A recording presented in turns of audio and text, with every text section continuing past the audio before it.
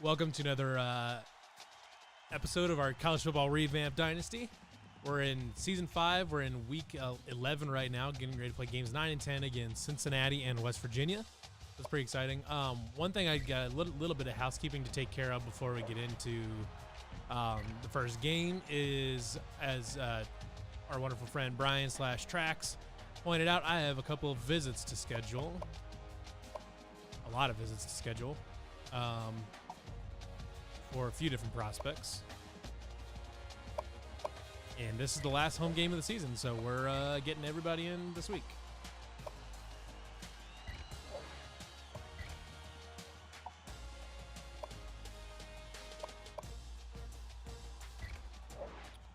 No, I guess we got Kansas State too, so you definitely want to you definitely want to schedule people during home games instead of bye weeks. You get a lot more bonus points. And none there. Complimentary visit there. Sure, why not?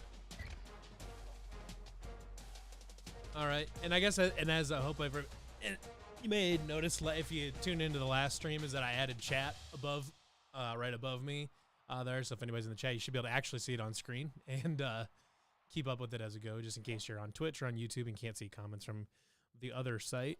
And the reason I do, I mean, ordinarily, most streamers just pick one and do that or whatever, and usually it's Twitch, but I like people to be able to go back and rewatch these later on, so, and that's easier to do on YouTube, so that's kind of why I do it on both. And I'm not doing this to try to make a career out of streaming stuff or anything like that. Just something fun to do, so I don't mind splitting it up as far as that goes. But I think we're ready to go to dip into the Cincinnati game. Let's see here. I did change it. Oh, I should actually check because I changed it to Heisman difficulty last time. And I don't know if I did it in game though, so I don't know if it'll save. Can't remember if we decided that there was a white. Yeah. Black, white, black works. Except for we're playing Cincinnati, so we shouldn't do that. Let's do white, white.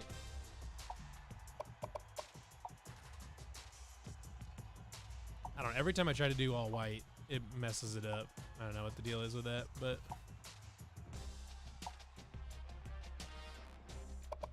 yeah, we'll do that. I don't know, for some reason it likes to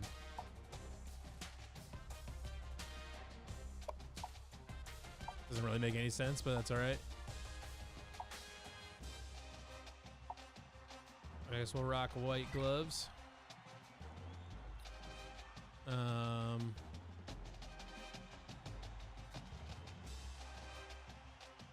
I wanna check to see if it's still on Heisman difficulty before I get in. Because I changed it because the last few games, I've been just wrecking shop. Like putting up like 60 points. Yeah, okay, so that's all fine there. Okay. Oh, Chris says to go full Stormtrooper. Okay, we'll go, I'm fine with that. We can go all white. Let's go uniform options. There we go.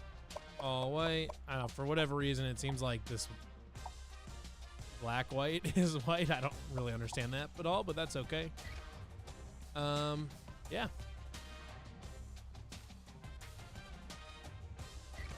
Rock and roll.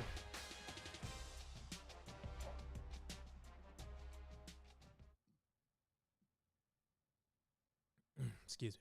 Hope everybody had a good rest of your week. Kind of a bummer that they canceled that open practice last night. I wasn't going to be able to get to it anyways, but I did get to the one in Ames last week. I don't know if I'll go to the one in Gilbert next week or not. Just kind of depends on what I can do with work and whatever else, but doing pretty good here. First and average score 51-10. Not too bad. Let's see here. Jenkins on a hot streak. 2 backup quarterbacks. Glad to have you with us in the studio. I'm Reese Davis, bringing you the EA Sports NCAA Football 14 pregame. I actually have been to Nippert presented Stadium by before. Nissan. I lived in Cincinnati for a while, and I Innovation that actually have excites. been to Nippert Stadium, and it's pretty cool. There's it's a pretty neat little stadium. Whenever Iowa State plays there for the first time, I'll definitely be making a trip out there. Teams are lining up for the I've got a little kickoff. bit of We're just family about out set there, to get plus this one I still got underway. friends out there from when He I lived really there. got a hold of that kick. See, I don't really understand why it just He's to the 10. insists on giving me weird shoes, but that's okay. Did I say that Dwayne Haskins? I did see that. That's really unfortunate. He was really, really young, 25. Here he is, first time on the field today, and I think it's that's the really defensive coordinator. unfortunate. They're looking at it going, whoa, what's he going to do? Yeah, you and I talked with the Yeah. defensive coordinator. I don't really have too much to say, I guess, beyond that, but yeah, it's really sad to see somebody go that young. Ready to face him. I think he feels that not only is he going to challenge him because of his abilities to make plays, but because of his ability to just kind of block out all the distractions. This is going to be a big-time challenge for this defense, and we'll see if they're ready He to is step now up only and 7 yards try away to from get in his 1,000. face and slow him down. First So that's and 10. interesting. Ball on the 29-yard line. Maybe we'll get it right here. Nope, because 2 guards didn't do their job. The 32-yard line. Long. Gains around 3 yards on the run. That'll make it 2nd and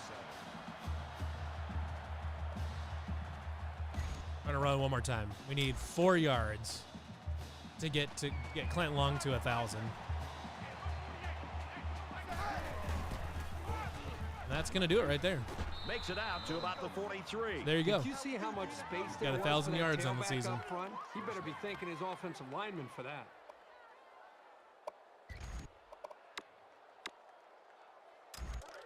We're gonna try to From get their EJ own Bibbs involved 43-yard here. line. First down.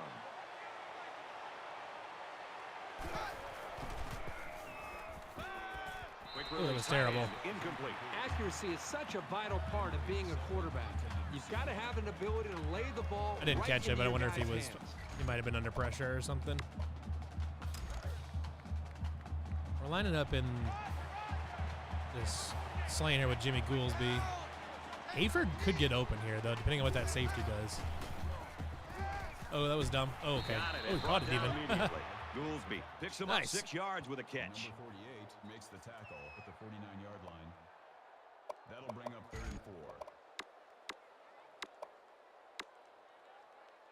So it's I'm gonna third run my down now, halfback and they're gonna corner need about here. 4.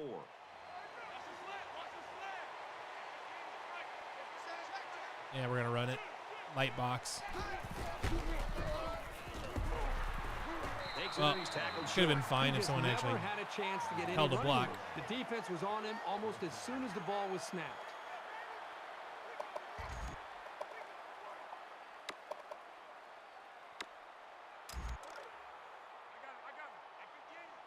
We're going to line up and dive dummies, see where they go. I got to tell you, I'm really surprised that they aren't going to just punt this ball away. I think we're okay. Oh, They'll God. turn the ball over on down. Just didn't Questionable play calling there by the hold their coaching block at staff. all. It's way And they too blitzed, early in the apparently. game to be going for So it that's on 4th interesting. down. I would have punted the ball in that situation.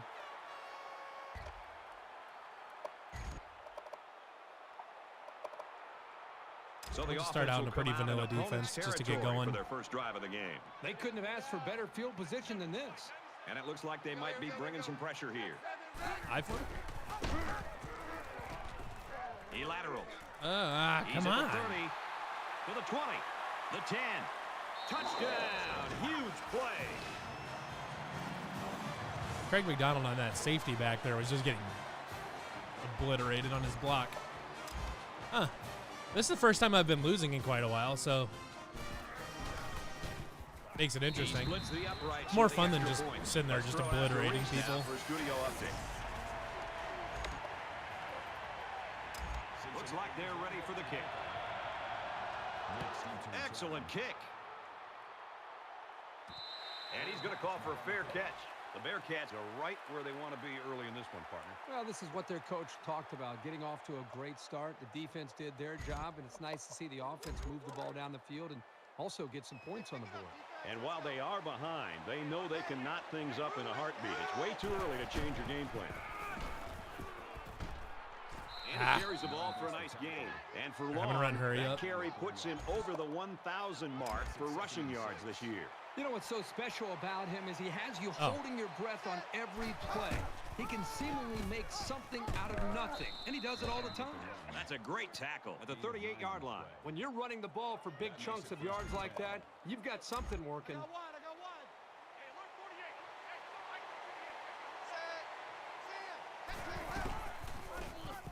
Tackled after a decent pickup. Long comes away with 5 yards on the carry.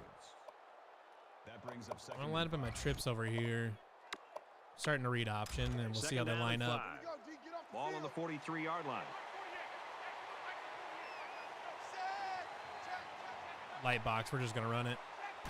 Not even bother with the option part of that. Up the middle for a nice gain. Long picks up about 4 yards on the light play. up in that again. Third down. Same read option. And I'm just gonna run it again.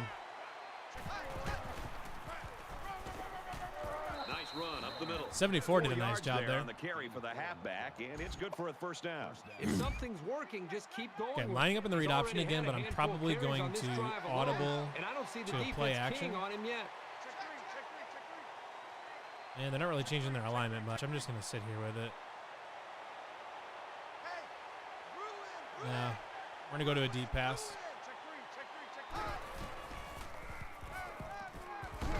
He's taken down right around the 32-yard line. If that linebacker hadn't come back across the field and line up on that right side over there, I'd have taken that. But he would have cut off that. He would have cut off that read option if I was going to have to lead with the QB there, he was going to cut that off. He might have a chance. Tackle made around the 19-yard line. They're going no huddle here, so a good way to keep the defense from substituting. First and 10.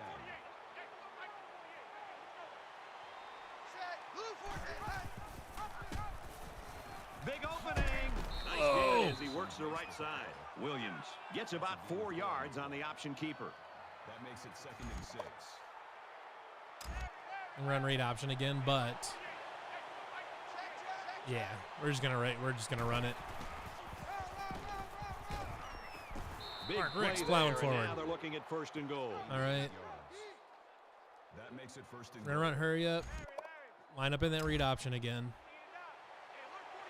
Man, they're just giving me these really light boxes.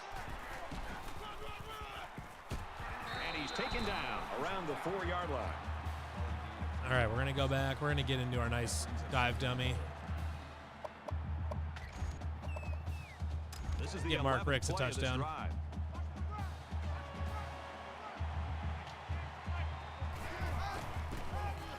Touchdown, Iowa State. Clint Long was in. Damn it. I mean, he's still the Heisman leader, but it's kind of like I kind of want to just get Mark Rick some stuff because the idea of like a backup running back winning Heisman is hilarious to me. And also, Mark Ricks is the most dynamic player in college football, so you know, Let's take a look at some action in the Big 12. High-powered offenses everywhere. he deserves something more than just returner of the year. Won 2 straight. Iowa State is ready to kick it away. He sends this one deep. And it goes into the end zone, down for a touchback. All right, well, Cincinnati's run 1 play so far.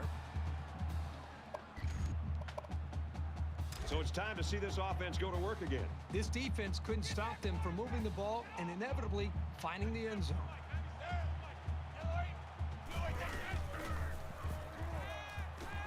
He's going to try and scramble.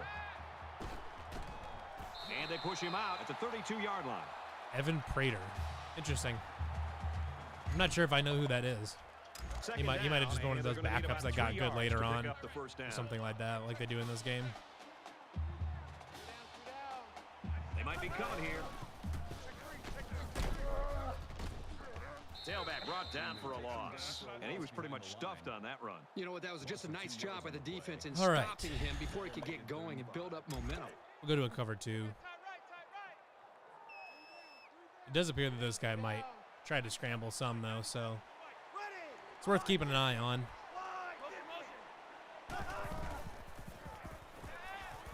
Jenkins pushing Under the back. pressure. Yeah. And hits him hard. That was frustrating. I was trying to switch to that corner to pressure the quarterback there, and everyone was just kind of sitting behind their guy. And I'm gonna blitz from their or pressure. 42-yard line. First down. Guess pass.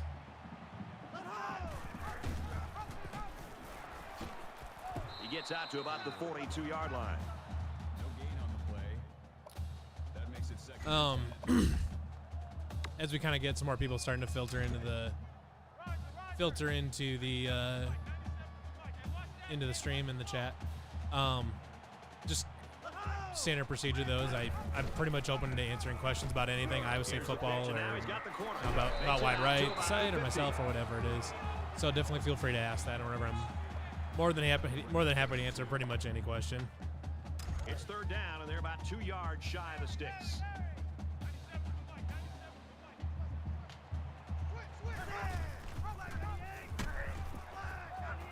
Man, what is with these triple? Oh, Ellis Hobbs laying the wood. Oh man. Yeah, these triple options are going to be tricky to deal with. I'm going to have to figure out what to do with that. Welcome back here. We resume action now here in the second quarter. Triple options are hard to stop if they're well run. Wilkerson to punt. Oh, excellent punt. This one will go into the end zone, and they'll bring it out to the 20.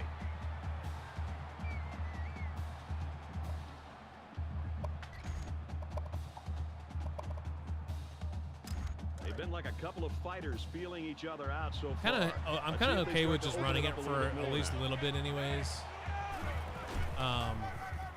While they still give me nice soft boxes and things like that. The offensive line got a really with only good push there, 4, 5, 6 guys in the box. Kind of content to just keep running the ball for right now. If they come up and start blitzing a little bit more to combat it, I'll probably start throwing deep, but we'll see. Takes it up the middle for a right now, there's not a lot of reason to go away from the running game. If they keep this up, the defense will wear down very quickly.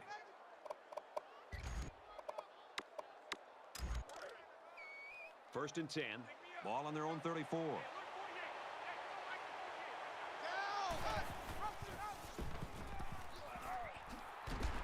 And they hit him in the backfield. The offense knows that the linebackers are cheating up a little bit on the run. If they can get some protection, they might want to open up a little bit of space for some passes underneath.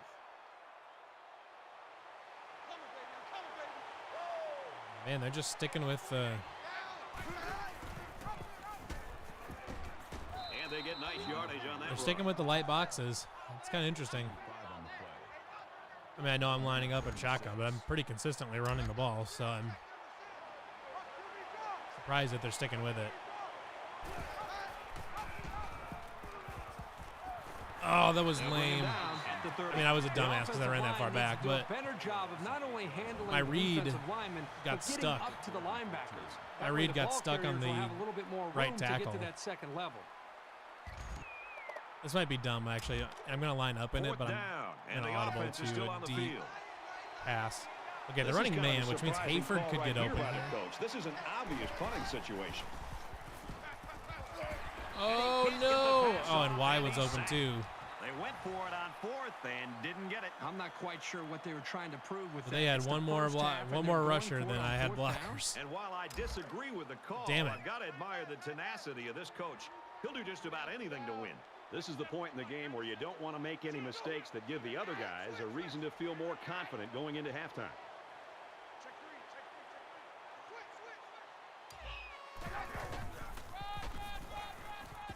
The 10. He's tackled at about the 9-yard line. All right.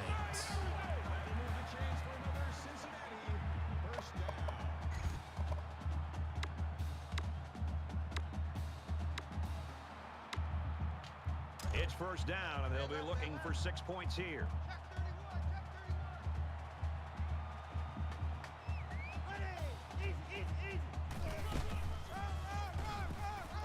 Touchdown, Bearcats. Man, just drove right through him. Cincinnati absolutely running the hell out of the ball so far.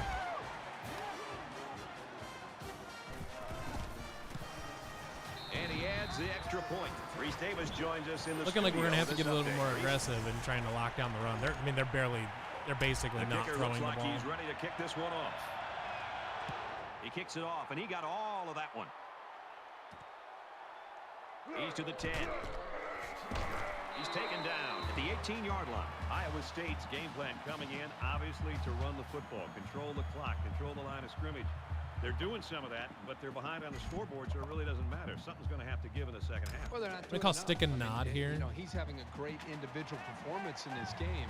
Yeah, they're running man, so we're going to Well, and switch it's to not working out. It's not verticals. giving them enough points. So I think diversity is the key for them moving into the second half. They've got to be able to try to make some changes, put the Okay. pressure more on the quarterback, the receivers. Don't know really what to take deal. some of the Don't pressure really off know of what the just running the football. what that was about.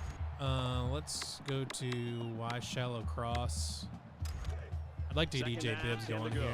Ball on the We're going to have 18. him run a slant, get him a little bit farther downfield. I'm going to run Fenner on a deep route here in case one of those safeties doesn't back up in the cover two. And that Watch the happens. throw outside. There we go. At the 49. Well, I tell you, these guys have some skill players who can make things happen. Let's They run that picked again. up an enormous amount of real estate on that play. EJ Bibbs on a slant.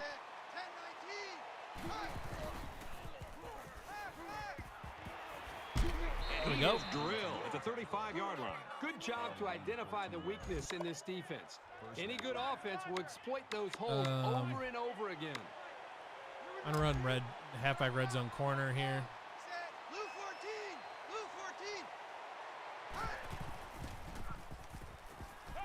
He's on the run. It's a good throw. Fires it out. That's a He great goes throw. out of bounds around Woo. the 13-yard line. 22 yards. First down. That was a perfect throw. That was exactly where I needed to be. Good. Pushing ball down the field, just like I like to. First down, 10 We're to going go. to run the ball a little bit Ball here. on the 13-yard line. Push this down. Nice run, okay. and he's brought down. One more. Call it a gain of 6 yards. That'll make it 2nd and 4.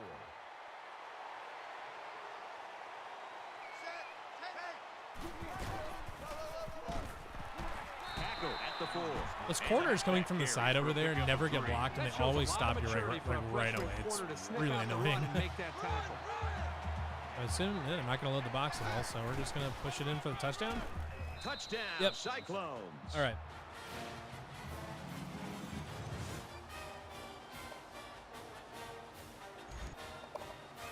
Here comes We can the stop kicker to here try and to grab tie another this game touchdown up. before halftime because they get the ball back at half. And he hits the PAT. So hopefully I can So a 7-play, stop and get another score before 82-yard halftime. drive, and it results in a touchdown. Brad, I thought the offense did a really nice job of mixing up the play calling on that drive. I thought the defense was on its heels most of the drive because of the versatility of the offense.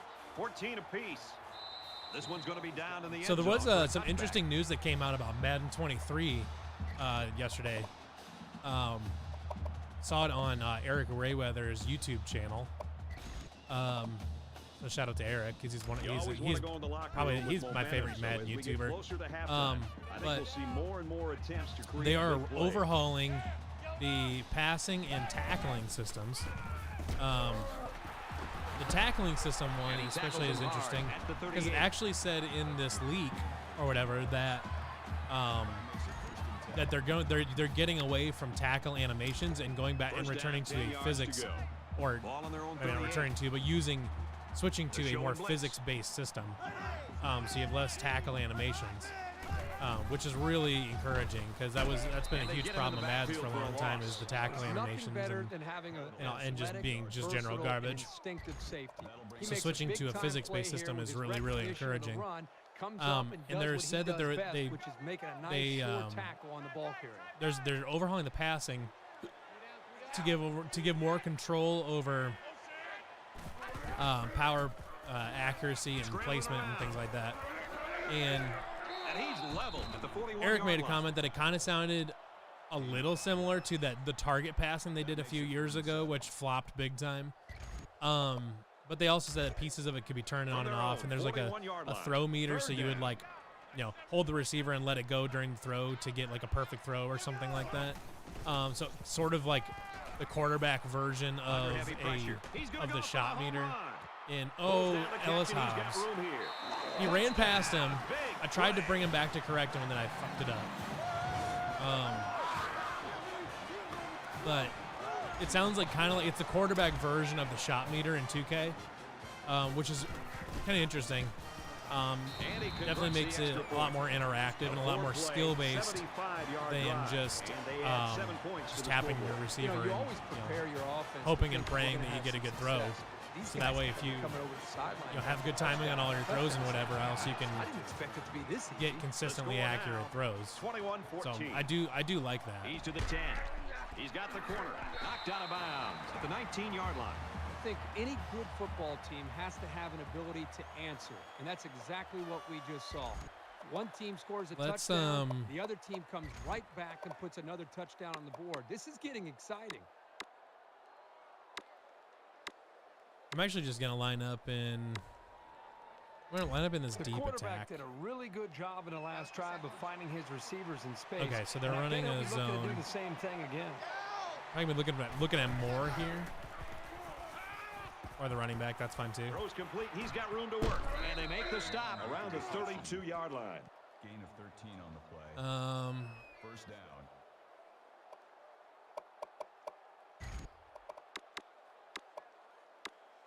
We'll go wide shallow cross. We'll see what they line up From in their own to see if we're gonna keep 32-yard that line. drag or if we're gonna put First them on a down. slant. And we'll keep them on the drag. And it's caught, and he's brought down quickly.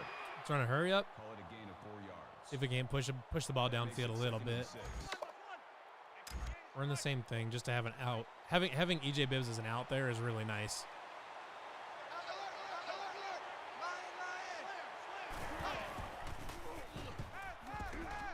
Pulls it in, and he's in the open field. Oh, And down he goes. around the I hurdled 38-yard just for line. fun, and it The actually Cyclones worked. will use their first time out of the half. I actually straight up I credit the hurdled over that guy. quarterback on that pass. He made a great read and delivered a very nice pass for the first down. Alrighty then. Stephen Smith From wants to their own know 48-yard line. what are your thoughts of Bob It's first Bowlesby down. retiring from the Big 12, and where do you think the conference will be at when they get a new commissioner? Also, what do you think Bob Bowlesby's legacy will be as? Okay, great question. So I think I understand why Good Bob job Bowlesby here by the retired. receiver to look the ball in and ensure he had possession. That's the right I do way get to it catch a pass. because he's an older guy. He navigated the Big 12 through some really shitty times for the conference, where we thought it was gonna bust up. You know, we had to renegotiate TV deals and all sorts of Now he's stuff, scrambling. and just a lot of not Stays in fun bounds stuff. and made a nice catch. He is And such a reliable target. I honestly think he You did a throw pretty it decent job. anywhere near him, He and this guy's kept gonna the get Big his 12 hands together on the it first and make time the catch. around. And then the second time around, he was able to secure the Big 12's future First for and at least a 10. little while Ball with on the new 23-yard members. line. Kind of made the best of a bad situation, I think. I mean, for what happened there, with Oklahoma and Texas, He's taken basically down kind at of the working 13-yard behind their line. back and everything like that. That's a gain of 10 on I thought Bob Bowlesby did about as good as he could have in that situation. I mean, short of somehow keeping the members or, as far as realistic options go, the Big 12 did about as good as you could ever And hope for long, coming he's had out a of solid that. game, running for over Because 100 he picked yards now. up 4 What you schools like that is are how historically, clever he is at allowing the play to take good to shape very before good he in makes his football. move. That shows or vision at and least maturity. above average to very good in football, and you get Up the middle for a three nice gain. three really nice Gets 6 basketball yards on the programs carry. plus Iowa UCF, State which is will take their second time out of the half. probably not that far away from being a good basketball program. I mean, they were a 9 seed just a few years ago. It's second and goal. So 3 yards for the touchdown. I think he did about as good as he could, but I understand he's an older guy. I'm sure he's been worn down. I'm sure this whole thing kind of wore him down too. Tackle made around the 1-yard line. 3-yard gain by the running back. So I don't blame him. As far as but going forward though, what the Big 12 absolutely needs to find in the next commissioner is someone that is forward thinking. They need to be a very forward thinking commissioner, especially, and ideally they would have connections as far as media deals and stuff like that goes. They really need to find somebody that's thinking ahead and that isn't afraid to reach out to an Amazon or a Netflix or I don't know, Hulu or something like that, instead of just a traditional network, and relying on ESPN and Fox to give you a good deal. 79-yard drive, and it's good reach for out to 7 points. Amazon. Amazon, Brad, a lot of times I you think have to I watch practice feel very and watch the confident saying 7-on-7 Amazon drill wants to and not see break the into ball sports touch the ground. But this time they in went some the entire form or length of the field. fashion, Ball never and touched I think they the did. They ground. have the new Great Thursday night execution by NFL the game, 21-21 Um, ball game. which is really cool. And it goes So into that's the end with zone, down for a touchback. Al Michaels and Kirk Herbstreit, which I think is a really excellent. That's gonna be a really great duo. So I I mean, think they this obviously defense want to right break now into needs sports, and the somebody to Thursday try to night game is a lift up good their is a good spirits. test They run for seem to them. really be And if just they think out they there can kinda handle a going through the regular motions. sports I think broadcasting last load, time they were out which there, they I mean, gave up Amazon such is a long drive, one of the has biggest had an companies on impact earth. I mean, they can negatively on the if psyche of anybody this can handle it, they can. The Bearcats taking their Um, first time out of the half. It's about getting infrastructure and all that stuff set up. But So it's second down once they now. get need that about going, 4 yards to pick up the first. I think it's a no-brainer to get in. That's a good entry point for Amazon to get into college football. Rather than just trying to go for a big fish like the SEC or something like that. He's knocked out of bounds around the 41-yard Or the line. biggest fish, I should say. Hop on the Big 12. It's still a Power 5 conference and all that.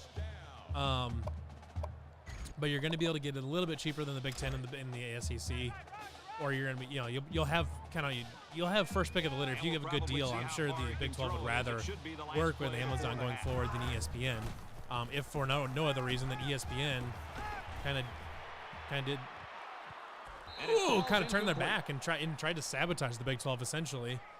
So I'm guessing the Big 12 would be, if both offers were exactly equal, I bet the Big 12 would want to go for Amazon just because they want to stick it to ESPN and they want to have their own spotlight, basically. Like to do, but that's Thursday night. This is the big show. But they need a commissioner that's going to be willing to make those calls and be forward thinking, kind of like, which is why I like. I can't remember the guy's name now, but he was the commissioner of the XFL before it folded. Before it folded with COVID. You don't want to squander any possessions, but maybe now's the right time. A guy to like dip that into that your can bag of tricks a little. think some ahead gadget and plays try to catch the evolve and defense napping. adapt to the current media environment, and that's what the Big 12 is going to need. So. He might have a chance. Oh my God. This triple option is just wrecking me. I don't know why so many teams in this game are running the triple. Like it seems like a bunch of teams run option of some sort, and it's weird. First down and 10 but they need to go that. after the big game I can't remember if anyone in chat can find it for the guy that he seems to be kind of one of the big names, is former XFL commissioner and all that. Lets it fly. And a nice catch there before he stepped That's the out of guy, bounds. if anyone can find that. But that's what they need, The one, Iowa State fans obviously will throw Initially, it was out called a catch, but now Jamie we're gonna find Pollard's out for name. sure if And he I at don't- least had 1 foot in and possession I don't of know. the ball Maybe before he went it's out a of bounds. So they're gonna potentially try to more. determine It's a if the more. receiver had possession That's and not a was catch. inbounds or not. It's a more prestigious position than an athletic director, but it's a totally different gig. It's a lot more Well, I know shaking the receiver hands and isn't too happy, but they got it negotiating right and after the review. things No like catch. that than an athletic director position is, where athletic directors are a little bit more hands-on. They interact with the students more and all that. So, it's a different thing. Is Jamie looking to take on that kind of responsibility right now? Right when right when the stuff he's doing with Iowa State is really starting to bloom, all of his pet projects and Oliver Luck, thank you, Steve. All of his different projects, renovating, expanding Jack Trice, then doing this sports performance center and the new Hilton renovations and all this. There's lots of projects that are coming right now to really, push Iowa State to the next level. Is he really going to want to move on right when all that's happening and coming into fruition? I don't know. And especially at this point in his life, is he really looking to move to Texas? I don't know. And is Jamie Pollard the right guy for that? I think he's an outside the box enough guy to. I think he would be good in that position. He's an outside the box enough guy to do it. Is his demeanor right for the position? I don't know. He's definitely a fairly calculated person, but there's times too where he's a little. Sometimes he can be petty, and sometimes he can be a little bit boisterous and things like that. And maybe that's what the Big 12 wants, where you kind of go all in on that kind of guy and say, "This is my fearless." This is the fearlessly. Jamie will go for the people that he cares about and the people that are close to him and that work with him. He'll go to bat for anybody or whatever. So, he's a bulldog when it comes to that kind of stuff. you know, and maybe that's what the Big 12 needs is a guy that can go to bat for the different schools in the conference and go be really aggressive in pursuing a good media deal. He's too big for most corners. But some people aren't going to like that. You know, they're going to think he's too. Some people might think he's too much of a wild card. You know, as far as what he says and things like that. I don't know if I would I don't think I would agree with that assessment, but there are definitely people that will think. Man, the running game is killing me right now. So yeah, I don't know. I don't think. I think Jamie could be successful as the AD. I don't think he will. I don't think he'll. I don't if they're even gonna look at him. I don't know. But even if they do, I don't know if he'll like. I don't know how much he'll put into it, like as far as consideration goes. He's also just in his second or third year or whatever in the NCAA tournament committee too. And I know he's enjoying that. And if you're on that, you can't be the Big 12 commissioner and be on that. It's a conflict of interest. So, you know, there's a lot of things that Jamie would have to give up as far as how involved he can be in athletics and things like that going forward. Well, he couldn't be involved in athletics.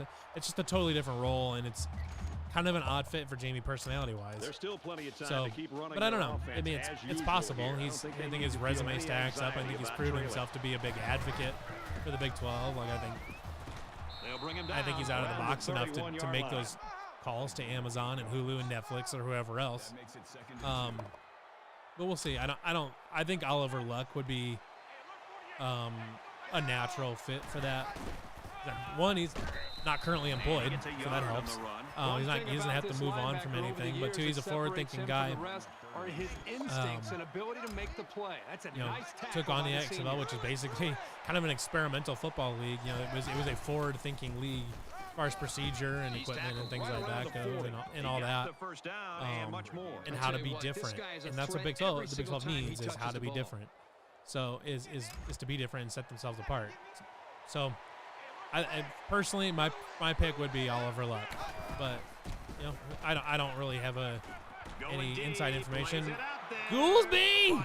I don't have any inside information or anything like that about who it could be or who it might be, whoever they're gonna interview for that. But we'll see. It'd be interesting. I think Bob's legacy will improve as time goes on because I think people will realize that he did about as good as he could have with the difficult situation.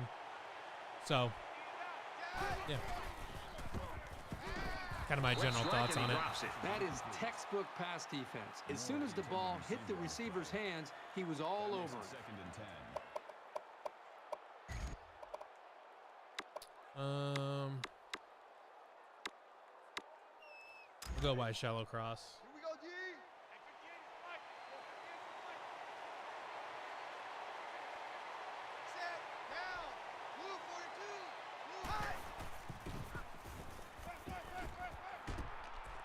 There we go. Good find. Good throw. Ooh, I thought he was in. First and goal. Anderson makes the tackle at the 1-yard line. I was getting ready to throw to EJ Bibbs, but with that corner came up at the last second, so I got nervous. It's first down, and they'll be looking for waited, and Jimmy Goolsby got open behind that linebacker back there. Touchdown, Cyclones. Long touchdown, tie it up. Nice. Even though I'm not blowing them out and it's going to like hurt my stats and stuff like that, I'm having more fun playing these close games than demolishing teams like 74-10 or something like that, like I was doing. So I definitely don't. 78-yard drive. I definitely prefer this. Brad, I thought the offense did a really nice job of mixing up the play calling on that drive. I thought the defense was on its heels most of the drive because of the versatility. But yeah, great question there from Stephen Smith. I really appreciate that. And it goes into the end zone, down for a touchback. Kirk not sure what went on in the locker room. A couple of interesting things from the past week. Really come ready to play. Specifically, kind of the most interesting thing from Iowa State football the last week was Aiden Bowman transferring, which was not surprising. I think there was a lot of people that were a little bit surprised with almost how long he did stick around, or maybe not surprised with how long he stuck around, but like almost assumed that he would transfer, like kind of would have been more surprised if he didn't transfer, because he's got ability. He definitely has ability, but I mean he was definitely going to be stuck behind Hunter Deckers this season. He definitely, like, it would have been a massive upset for Hunter Deckers to not have started this year. But also, like, you know, when I went to the practice last week at Ames High School, Rocco Beck looked pretty decent. Like, he looked like the kid can sling. He throws a nice ball. You know, I mean, it's certainly possible, and it wouldn't surprise me at all if this is the reason that he transferred. But if Rocco is getting ready to slide into the backup role, that wouldn't shock me at all, based on what I saw. I mean, he's still young. He is small. He's not. He's like, if he's 5'10", he's definitely not 6 foot. He might be. He's probably 5'10". He's not very big. From their own 46-yard but line. you know, First down. he looked good. He looked good in that practice at Ames High School, and he throws a nice ball. And if he progresses, you know, from the learning how to read defenses and things like that, I mean, it seems like he's got tons of ability, and it seems like he would make a good backup quarterback as a little bit of a change of pace from Hunter Deckers. He's a lot like Brock Purdy. Throws it, you know, he's probably doesn't have a big time arm, but he's accurate. Throws a nice looking ball. Kind of shifty, can move around in the pocket a little bit. All that kind of stuff. So I mean, he's a good option for a backup quarterback. Especially early on, if you think Hunter Deckers will be fine for a while. You know, if Hunter Deckers goes down, do you feel good about Rocco Beck taking over the starting spot? Probably not right now. I mean, that's not to say he can't be good or, you know, can't be successful doing that, but it's pretty early right now to say that a redshirt freshman's ready to go and be a starter. But, you know, now that Aiden Bauman's gone, you know, I think that's a significant hit to the depth of the position room going forward. Now, there's Nate Glantz. He's a PWO guy from Iowa Western and stuff like that, which is funny because he's also a lefty. So, like, the QB room was 3 lefties and a righty. It was 3 lefties and 2 righties, or for a while. And the lefties would have been the top 3 quarterbacks, you know, besides Rocco, I guess. 3 of the top 4 would have been lefties, so that was kind of an odd quirk. Now's when you start to so I don't know what that is, but you know, it's kind of a, you know, right now you got Rocco, you have Hunter Deckers, a true freshman, and then Nate Glantz, who, you know, was good at Iowa Western, but I mean, is he cut out to be a Big 12 QB? I don't know. He looked okay in the practice last week. I mean, it's one practice in one day, whatever, and guys can have bad days and all that. But, you know, he looked okay. He didn't blow me away with his arm strength or his throwing a super silky smooth ball or anything like that. I mean, he was fine.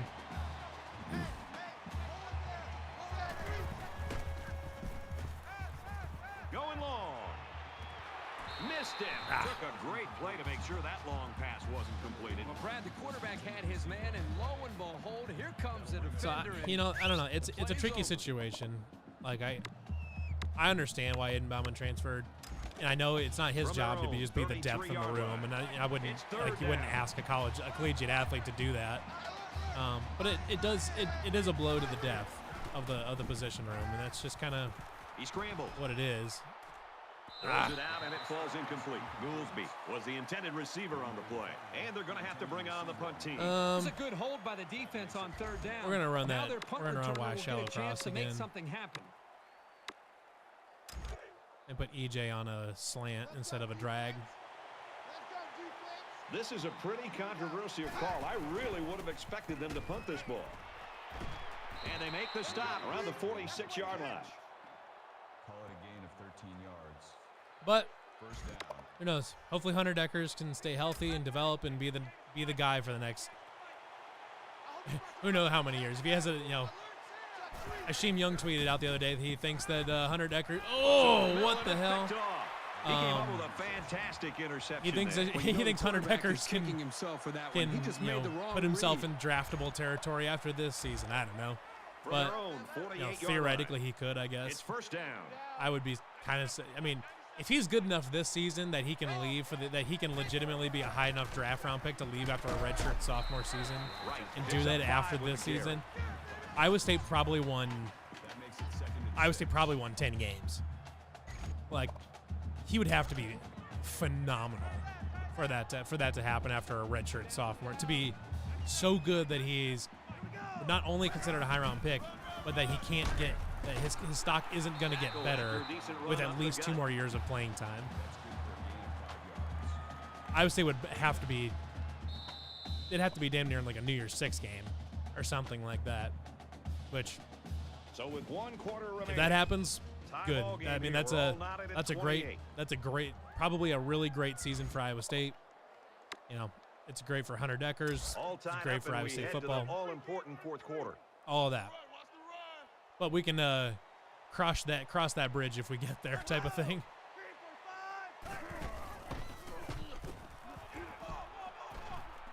Quick throw out to the receiver. I need to get Down more. he goes at the 39. Well, we've got a new quarterback. I need to get more like in hook there. zone You have type to stuff. wonder not only how will he do, but what Oh, does did I this do to I must have injured the starters? quarterback. Let's run a cover 2, guess From the pass. 39-yard line. First down.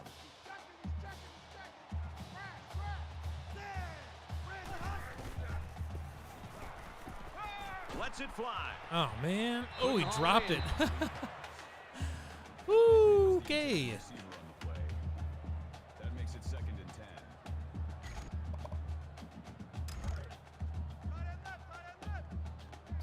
and 10. One other guy that really stuck out to me though, last week at the Iowa State's practice, so was Cartevious Norton. He's taken down at the 32. He needs to work on his hands big time. He's not right now. He's not a good receiver of the football right now, out of the running back spot. But holy cow, does that guy? That guy can run.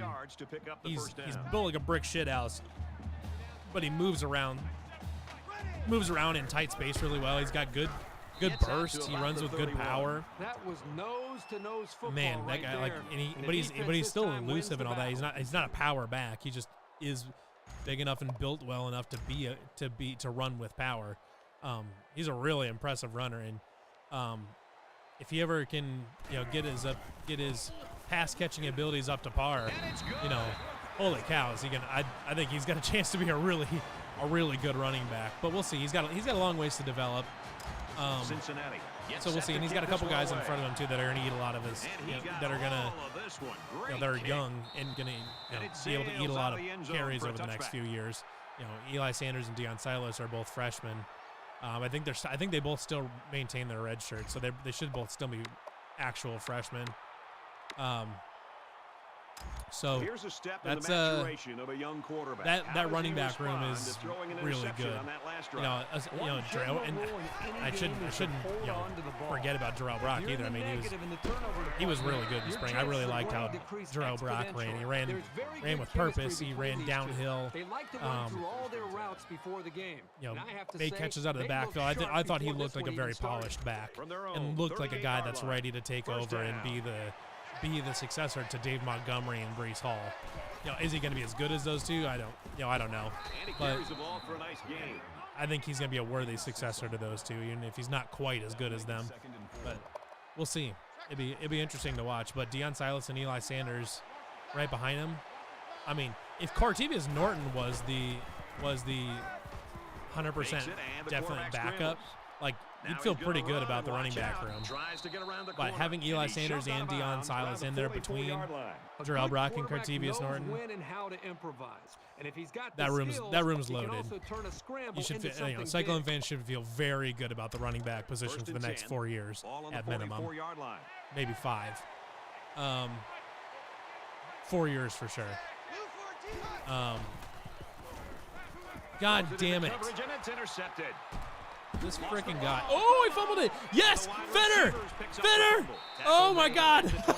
Wow, very close to turning it over with the key possession of the football. Okay, so he caught it. He fumbled. So Tyler Miller forced the fumble, and then Fenner was right there to pick it up. That is a tremendous stroke of luck. From the Honestly, the passing game's been kind of dicey so far, so I'm just going to kind of keep running the ball. I know it's not, like, time-friendly, but he makes it to the 25-yard line. Right now, like, it's kind of my best option because the passing game is like been kind of locked up pretty well. I probably need to branch out with my passing plays a little bit more. I've kind of gotten stuck into a rut again with using the same half dozen plays. But on Madden, actually, it's funny, on Madden, like on my franchise and stuff like that, that I was playing with a friend of mine, I actually started just using Ask Madden plays. Ever just going into Ask Madden, picking one of the first few plays that's in there and just going with that, just for something, you know, just to change it up, and so I'm not getting stuck into the same plays all the time.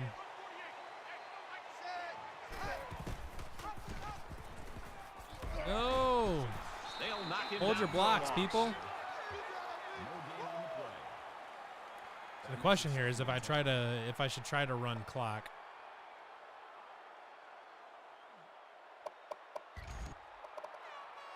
I'm just going to score normal. Or try to score. The 10, the 5. Hey, there we go. Clint Long's getting a ton of carries, but it's all right. Right now it feels more dependable than my running game. Yeah, no reason to go for 2 there. And he tacks on the extra point. Let's check in with Reese Davis in the studio. All right. Let's check in on what's going on in Charlotte. Need to stop. An old coach once said, if you don't think every game's important, just try losing one. Apparently this team believed it. They tried and they lost. A major upset is now in the books.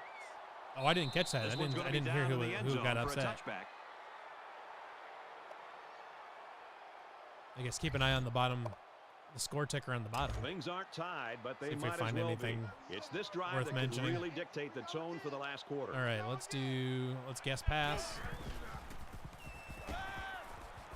Fires out to his receiver. Fumble. It's Oh. scooped up, and it's a lineman that's got it. They work on ripping the ball away all week in practice. He got a hand in there and just knocked it free. Second Mason down, Chambers. and they're going to need about 3 yards to pick up the first down. Just under 3 to go in regulation. Scrambling around. I might have to start calling a spy. This guy's getting squirrely.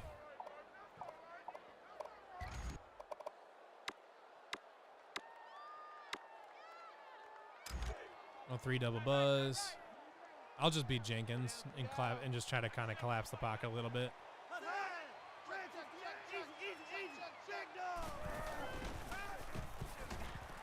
Receiver's got it on the screen. And he's taken down the 39-yard line.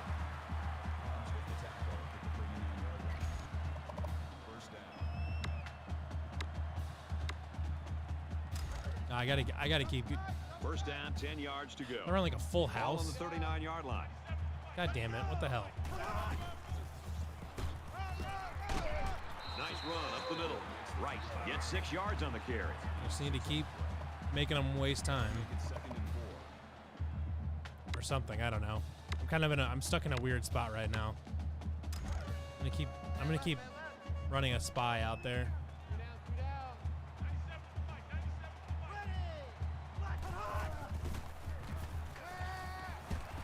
First down pass to his tailback. And he's tackled at the 42. I credit the quarterback on that pass. Ugh. He made a great read. Okay, it's and not working. A very nice pass. For There's the just like a first down. cover 2 spy around here somewhere. Okay, this will work. It's not actually a cover 2 spy, but I'll just take away the Ball on the blitzer 42-yard and make him line. a spy. Because they keep pounding away right right where a cover 2 would help. Makes the grab, and he's got the first. And God he tackles damn. him hard at the 29-yard Okay, I might need to start running man. That makes it 1st and 10. I might need to start running man and blitzing.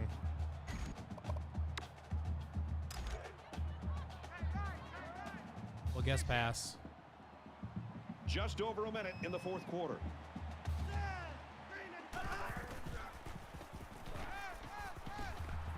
And he just gets rid of it. All right. Let's see. Steven Smith. Of all the basketball players that went pro, Brockington and Condit, who do you think will transfer in, and where do you think the basketball teams, men's and women's, will be next season? Good question. I wish I could give you a good answer for who's gonna transfer in. I know we picked up that point guard from Temple, so that's good. Transfer market's kind of a crapshoot right now. I mean, I know they're going after Basile, who's like that. I think he's Weber State or Utah State, whatever it is. Seems like a pretty good. It seems like I would say it's one of the finalists for him. We'll see. That could be. This is where we find out who wants it. Could be a big impact player for them coming in. So I don't really have like a ton of good info as far as who they're gonna get and who they're not gonna get out of the transfer portal. That stuff's kind of a crapshoot right now.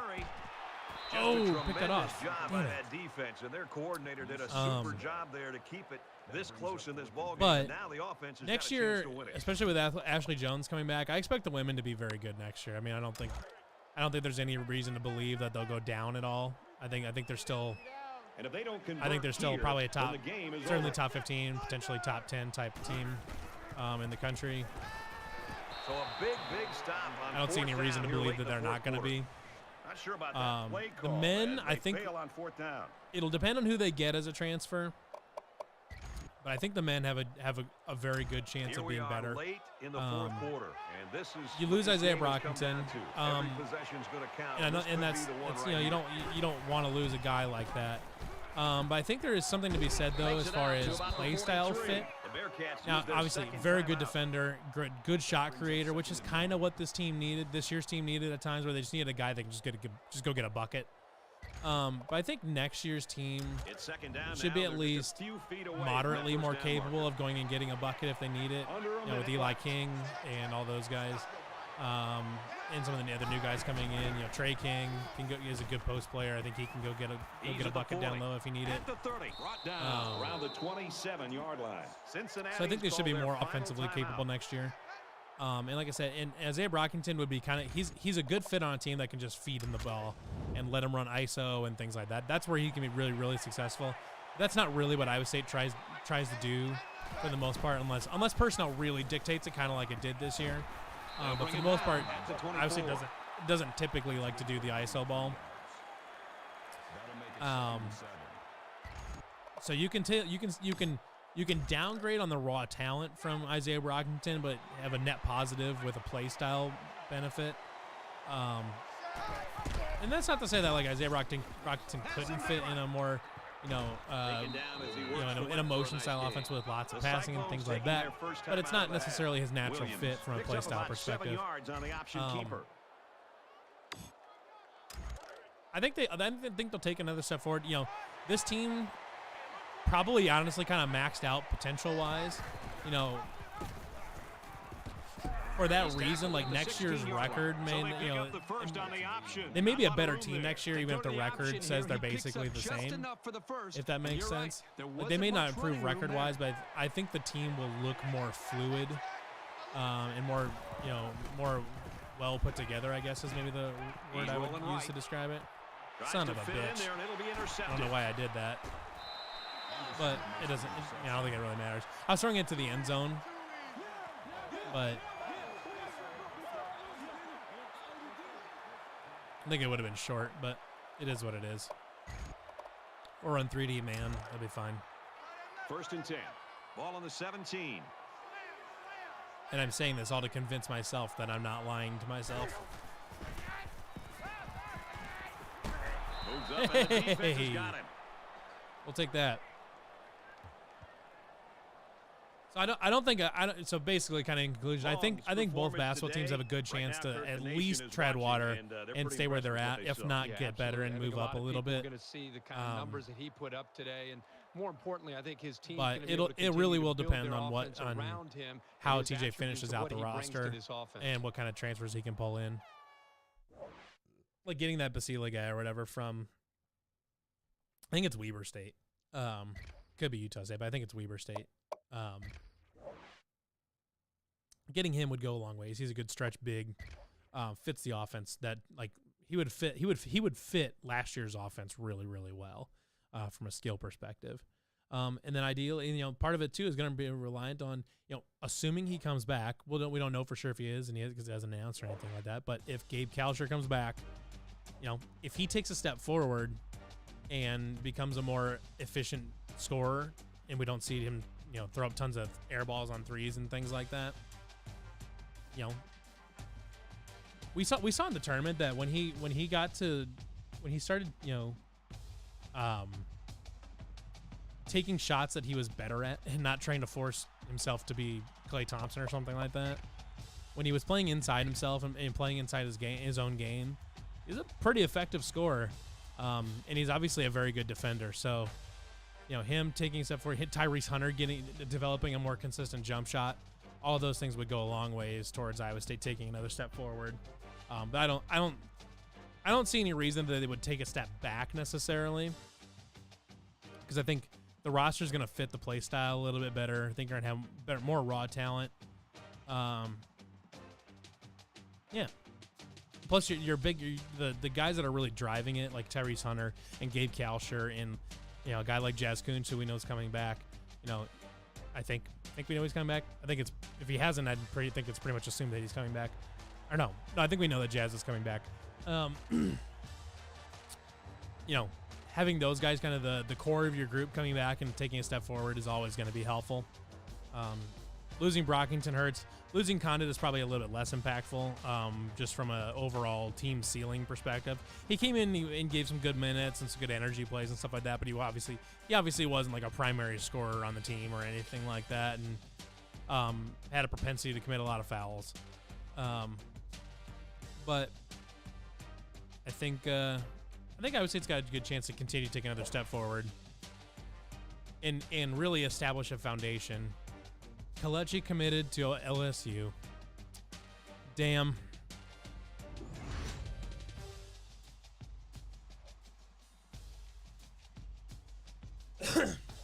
Not a huge shock there. We were down from the beginning.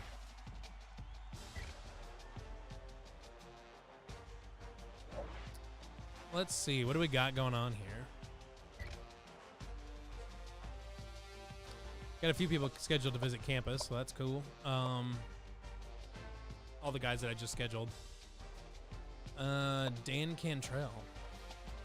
I mean, some of these guys we could probably just we could probably just put points in him and try to lock him up a little bit. He's a speed archetype receiver, but he's only got 91 speed. I mean, which is fine for a freshman, but it's not like ridiculously good or anything, but we can lock him up, get him on the roster.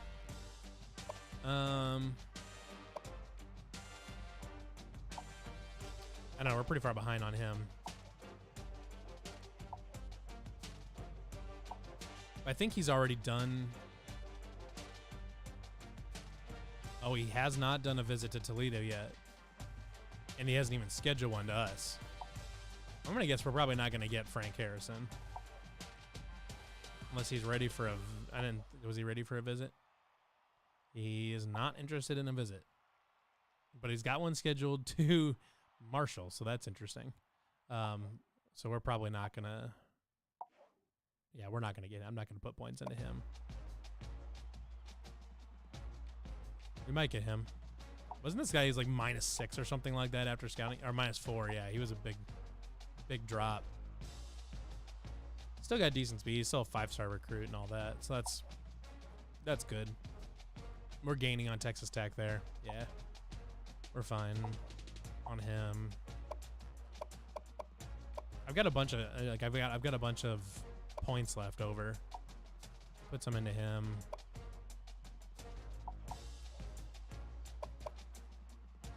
Idiot 93. Yeah, he went down 5 overall when he scouted him.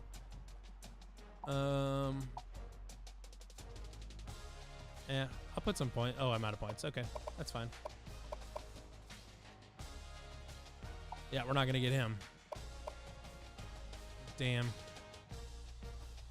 I'm surprised one of the Texas schools didn't get him. Is what it is though.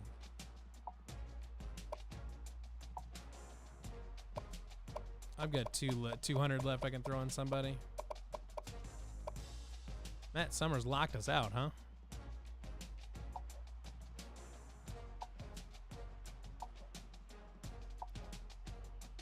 Shouldn't I have a way to unlock him?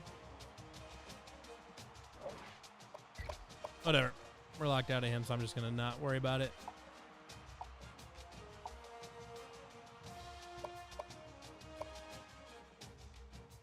We'll do that.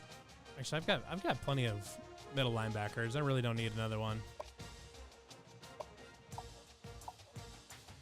66. He went down way. He went way down.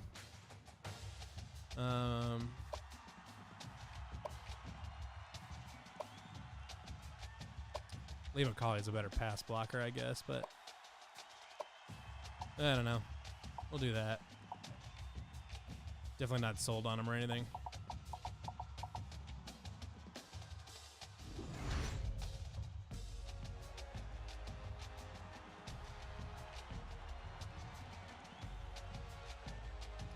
Probably do need to start putting some more like three-star guys on there too, just to fill out my roster a little bit better. But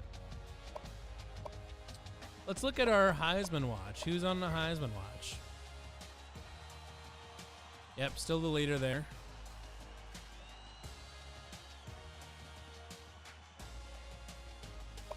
Awards semifinalists. Let's see what we got. All right, Maxwell. Looks like Long is leading the Maxwell, and he's probably not going to give that up, especially if he keeps having games like last time where he had 200 yards or whatever. Walter Camp, we got Iowa State. You got Clint Long there again. Bednarik. The Bednarik Award, which is the Defensive Player of the Year. I have 1, 2, 3, 4, 5, 6 guys in the top 12. That is hilarious.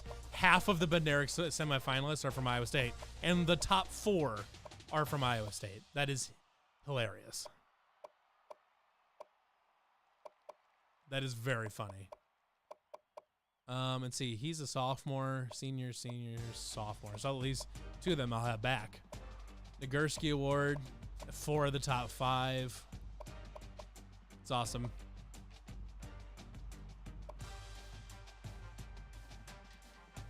Not getting the Bednarik, not getting the O'Brien Award, but Doak Walker. And I don't really have any receivers that have gotten a lot of stuff. Mackey Award. Been trying to get AJ Bibbs involved when I can, but it's kind of hard sometimes. Outland Trophy. Got 2 linemen on the Outland Trophy watch, so that's good. Well, seniors, so that's less good, but is what it is. Remington. Nothing there. 3 linemen on the Lombardi Award, so that's pretty cool. Got the Butkus Award. Cole Peterson there and Childress there, at number 7. The top 3 guys on the Thorpe Award. Darren Pollard's been a guy I've been keeping an eye on this whole season. He's been good. Our kicker just doesn't do anything to get the Groza. Hunter does even less. Mark Ricks, currently returner of the year. I like all that. So, are we on the toughest places to play? Are we number 1 yet? Number 2, damn it. I wonder if we'll move up, if Notre Dame loses at home anytime soon, if we're gonna go up. So we're on a 21 game home win streak, so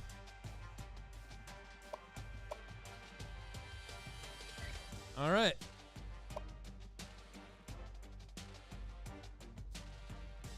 West Virginia. We're going all black because I feel like it.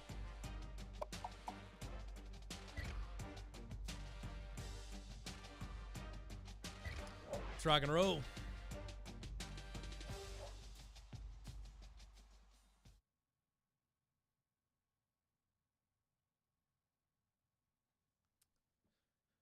Okay. I do have time today that I could theoretically finish out the season, play the last 2 games of the regular season, and then play the Big 12 title and presumably the national championship game if I don't lose. We'll see. I might play at least through the regular season or something like that. Would be kind of fun. I guess if anybody does or does not want me to do that, feel free to throw in the comments. EA Sports NCAA Football 14 pregame show presented by Nissan. Innovation that excites.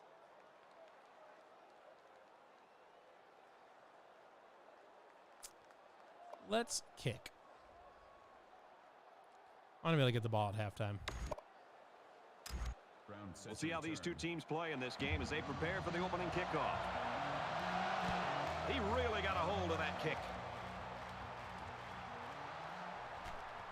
Yeah, so like I mentioned before,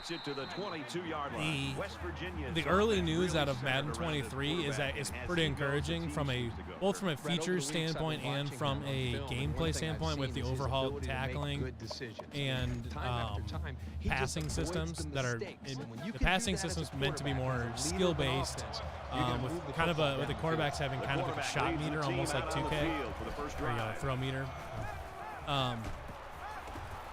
But and then the tackling getting away from animations and returning to a more physics-based tackling system, which both of those very, very encouraging. Definitely introduce a new emphasis on skill level that Madden hasn't had for a while, so that's good.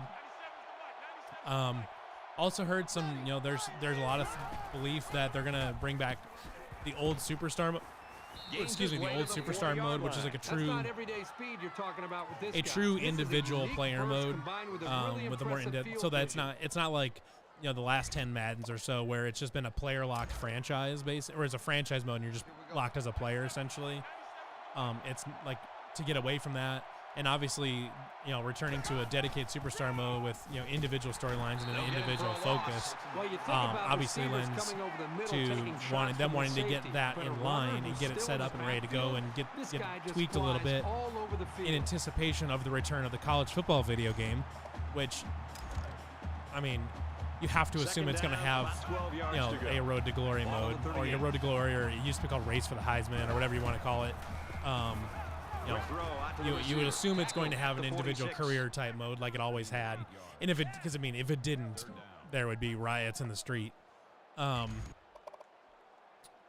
So in anticipation of the new college football game, the new return of a road to Glory mode, the return of a superstar mode should be a welcome addition for those that are going to get both games, and especially people that live in Madden that used to really, really appreciate that.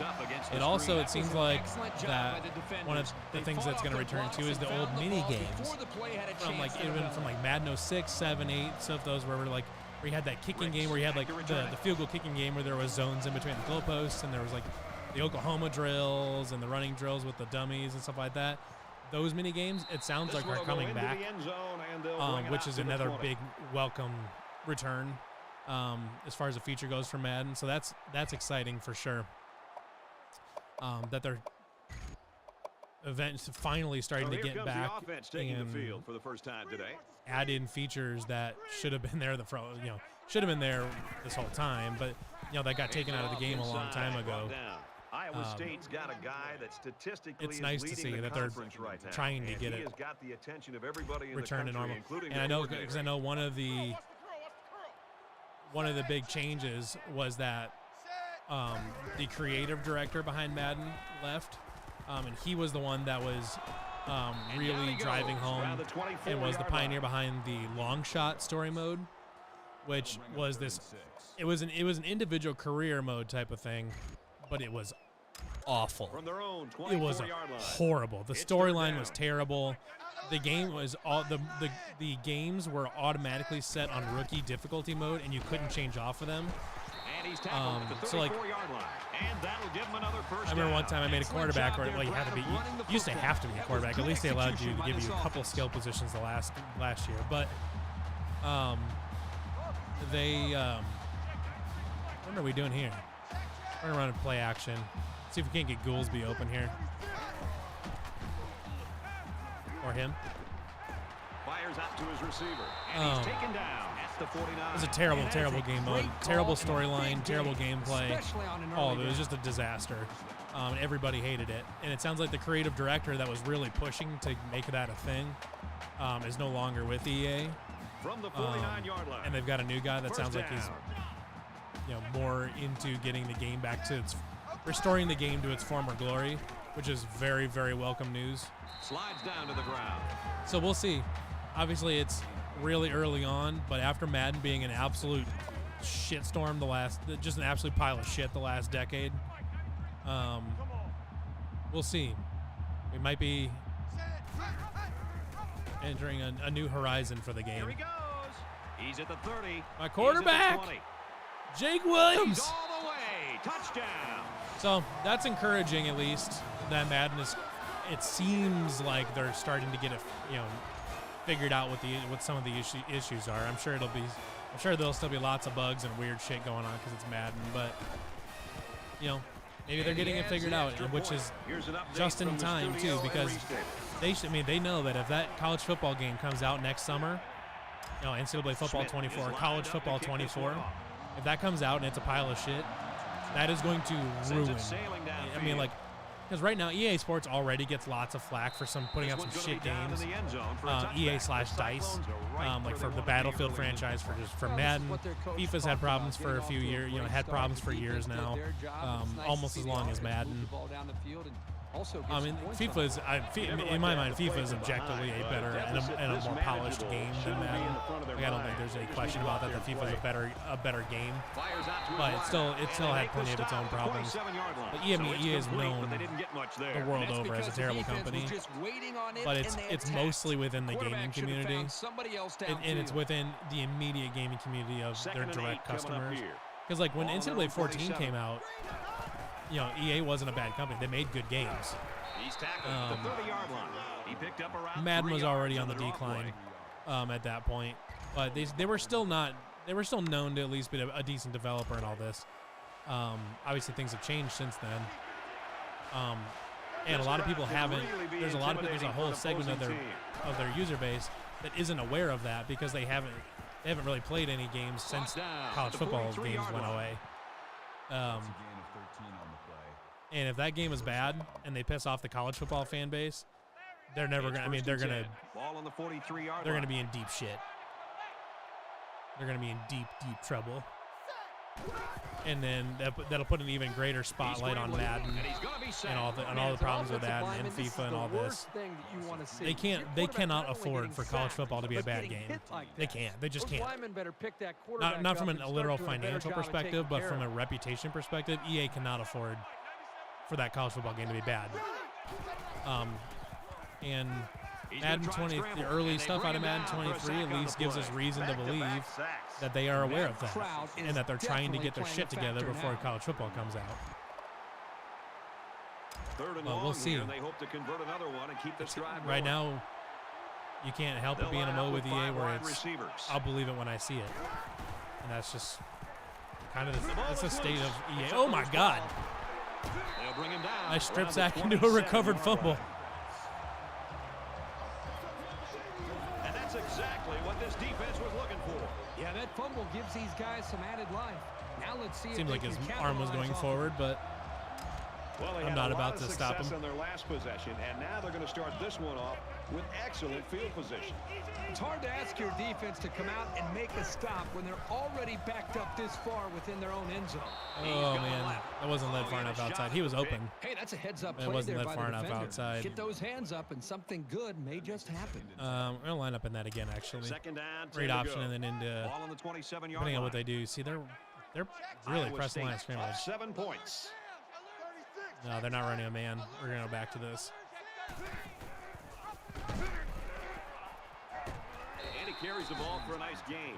Williams gains about 5 yards on the option play. We're gonna do it again.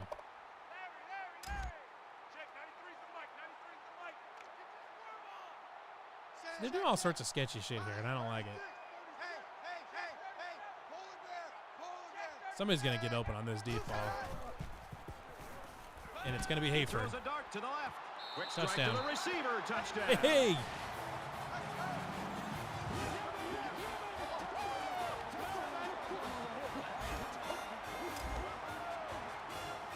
Hayford's just too fast. If they try pressing him at the line, he gets past him. Like if he really wins that line of scrimmage battle, he just goes right past him. But eventually, even if it's just kind of a stalemate off the line, and the receiver does, or the corner does a decent job of jamming him. Eventually, on a long enough timeline, he's going to outrun pretty much everybody. He's got like 98 speed or something like that. Brought down at the 25-yard line. Iowa State's defense really came to play early in this football game. Well, they've done a good job here early, but eventually this offense is going to start clicking. Let's see if this defense can sustain this for the rest of the game. It's not quite a blowout, but unless they do something here, it might turn into one.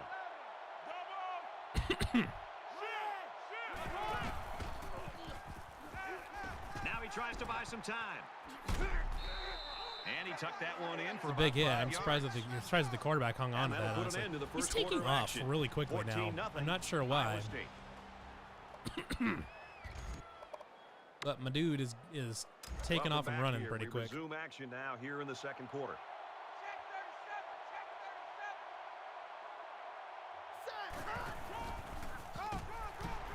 There we go. He brought down in the backfield.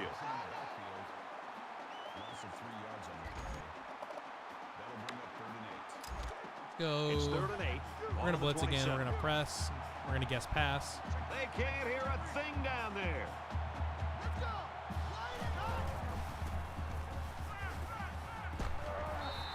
There we go. Defense has to be very frustrated. West Virginia having all sorts of trouble. Quarterback, in fact, it looked like they had a chance to bring Defensive line is just chasing them all over the field. He's able to throw the ball away.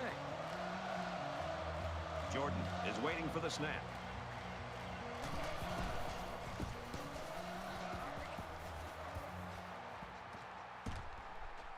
Ricks fields it at the 30, looking for the Get around the corner. Get around the corner. He's to the 40. He's pushed out of bounds. He actually did break. He actually did break the, or get around the corner and break the tackle, but not quite enough. It was a pretty one-sided first And quarter. line up in this read option again. Surprised if things changed in a big way before halftime. Just run it. He flies forward to about the 49. Know what we're gonna do? That makes it 2nd and 8. We're gonna just ask Corso. We're gonna ask the coach. What do we? Or not Corso. We're just gonna ask the coach. It used to be ask Corso. That's interesting. All right, play action dig. I like this. Ball on the 49. We're running the ball quite a bit. We'll go play action. Hayford could get open here. Goolsby could get open. Actually, Hayford was open. He looked like he just sort of aimed that one. Yeah, he didn't look very natural throwing the football. Didn't have enough time to throw it. Was an underthrow. We'll go 4 verticals. And probably hit Goolsby here, I would guess. The quarterback in the gun, empty backfield. Maybe 5 Thomas. wide receivers in the formation. Fires incomplete. Well, I would if I could get a good throw. The pressure and just got rid of the football before he took the sack. That makes it 4th and 8.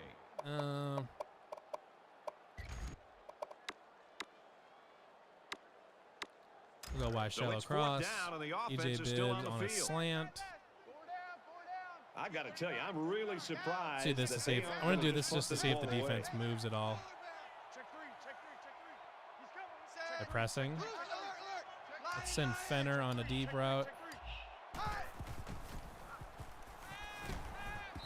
Oh, that was supposed to go to Bibbs. It was a bad throw and almost went to Goolsby, and he almost got it. To have to gamble like that, you have to question the play calling there. That puts a lot of pressure now on their defense. You think about the challenges these two teams are facing. On one side, you've got to find a way to keep building on your lead, and on the other side, you've got to find a way to get back in it. Just throws this one away. Great job by he actually did throw it away. I thought it was just a bad throw. And right now, I think they've got him with some happy feet. He appears to be a bit rattled. 2nd down and 10 to go. Ball on the 49. We'll guess pass. Fires quickly. He got his man. Tackle made around the 29-yard line. A quarterback's best it was friend Hobbs. is Yeah, a Hobbs got receiver he can smoked. count on to catch the ball every time he drops back the pass.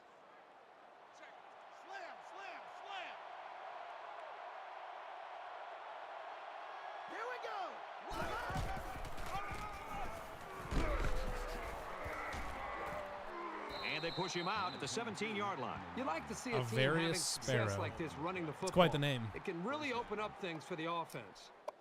We'll go Bear. Bring a couple blitzers. From the 17-yard line. 1st down.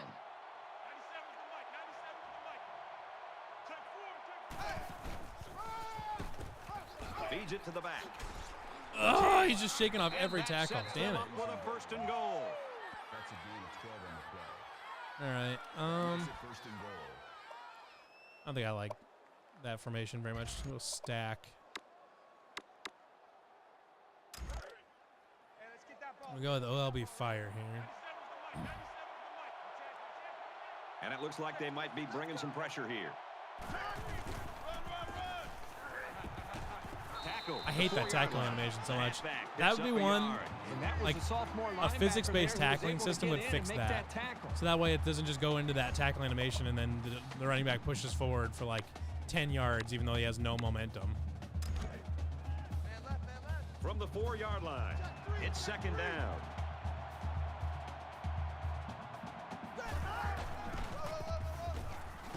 Taken down in the backfield. Childress. Maybe a yard on the run by the tailback. Another good tackle by Childress.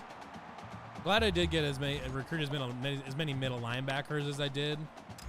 But holy cow, Childress is going to be tough to replace. You expect this every time you're here, and you're never disappointed. This crowd is amazing.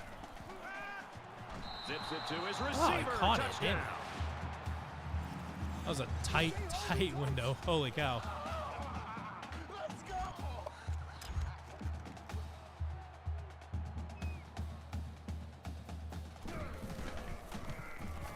And he hits the PAT. Reese Davis joins us in the studio with this update. Reese? In the Big 12, they spread you out and pitch that magic bean everywhere. This is a game we've been watching closely today. The Red Raiders strike through the air, getting into the end zone for a touchdown. And he has it on the corner. He's taken down at the 21.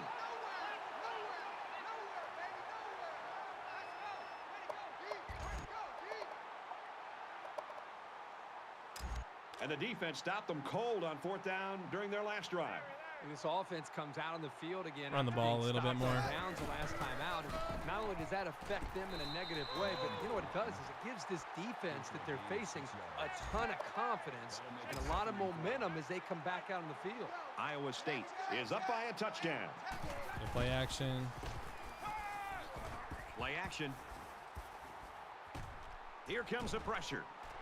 He'll take it A himself. slide. Slides down. I don't know how I got that many yards out of that, but right, and they still lose. That time they had tight coverage, which left no options other than for the quarterback to take off. From their own 37-yard line, it's first down.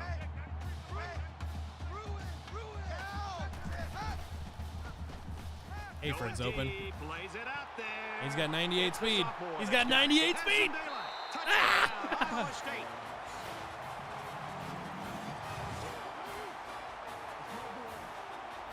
That's the second catch for 6 he's registered today. The quarterback knew exactly where to put the pass, and the receiver went out there and made the grab. Good communication. All right. And he converts the extra point. Bam. A short 3-play, 79-yard drive, and they come away with a touchdown. Boy, that is scoring in a hurry. This offense is looking more and more explosive. Smith gets set to kick this one away. He really got a hold of that kick. And it goes into the end zone, down for a touchback. Green's play at quarterback, Kirk, has been about what we expected. All right. He's been very impressive here in the first half, but I think the defense knew that. You know, he's going to get his. Nobody else is getting it. You got to give this defense a lot of credit with their approach. And they really limited the big plays that we knew this quarterback. We're going to run more of these this zone offense was blitzes here. capable of, and it's given them a lead. We'll see in the second half if the defense continue to slow this offense down. But, you know, when you look at the quarterback, he's making plays. He's putting up some yards. Just not. I feel like Ellis Hobbs' reactions are really slow. That brings up 2nd and 1. I don't know why, but it seems like they are. Short yardage situation here. It's 2nd down and 1.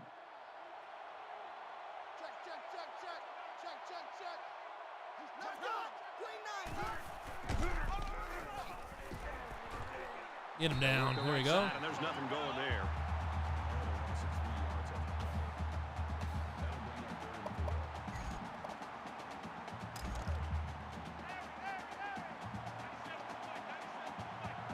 They spread the field in the gun with 5 wide receivers. Makes it out to about the 40. Awesome running here on 3rd down. That can bring a lot of confidence to an offense when they can pull that off so successfully. Virginia running some damn QB From draws. their own 40-yard line. First down. Or have Cole sit in a spy. There we go. Out of trouble, but he can't shake the defense. West Virginia is going to use their first time out of the half here. And for Nugent, it seems like he spent the whole season in the other team's backfield. This guy's beating the man cover across 3. from him. Double teams, triple teams, chip blocks. Cole help from the Peterson is backfield. going to You be. name it. Nothing's been able to slow be in a this guy spy. down. I'll kind of patrol the middle here. Nice run up the middle. The halfback picks up maybe 5 yards on the draw play. That brings up 3rd and 10.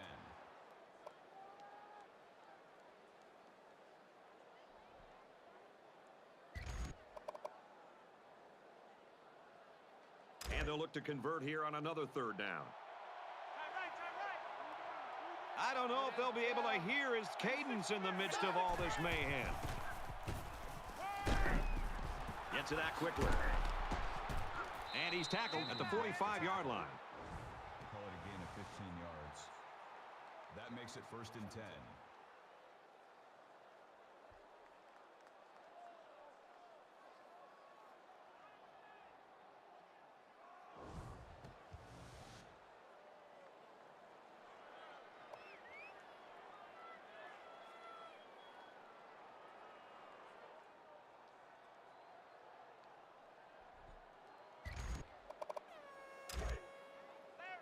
We've got a 1st and 10. Ball on the 45.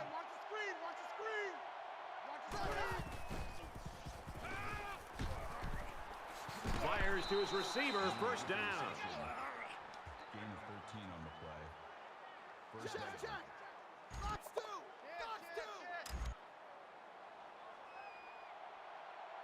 Let's go. Check. Snake eyes. Deep pass to the end zone. Ellis, Touchdown, jump! West Virginia. What? Why didn't he jump? I pressed Y.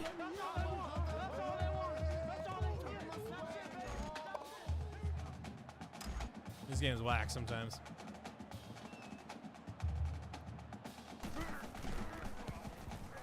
And he adds the extra point. So that's an 8-play, 76-yard drive, and they get it in for 7. Brad, I thought that was a textbook drive. I thought they did a really good job of showing balance, mixing the play calling with the run and the pass. That's right. Just We can an get a score in overall 53 seconds. Well-executed touchdown drive. That's not too So big a our deal. score, 21-14. Oh, and he's taken yeah. down the 12-yard Whoever line. 89 was Brad, missed this the is my block. kind of game. I love seeing this kind of Missed a production block and the big way time. these quarterbacks are playing. Both teams are challenging both of these defenses.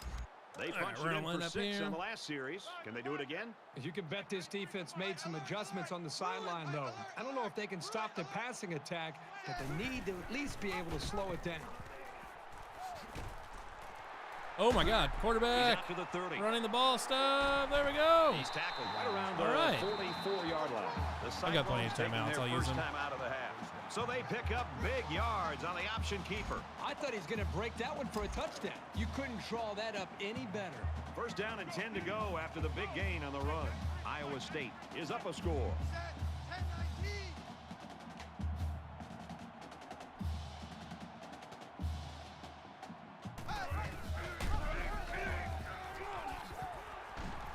And they make the stop at the 43-yard line. Nothing tentative on that run at all. He looked very determined and got the 1st down.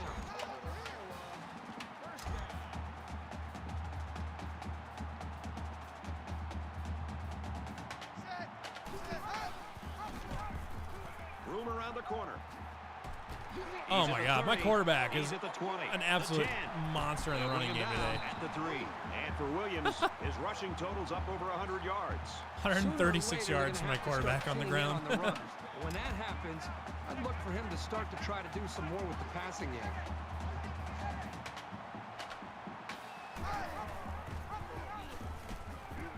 Touchdown, Cyclones. All right, sorry, my wide right slack is kind of half blowing up.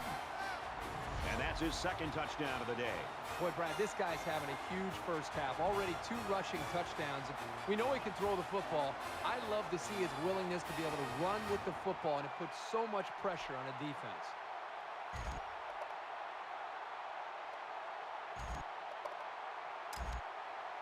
Who would have thought that I would have got there in 53 seconds by running, by mostly running the ball with my quarterback? Quick update now. Here's Reese.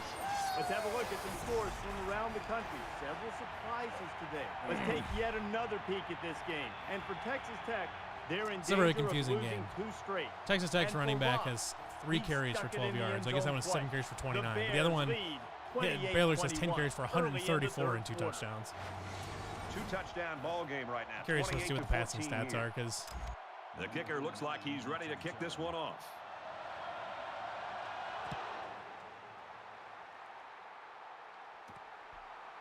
He'll take it from the 2.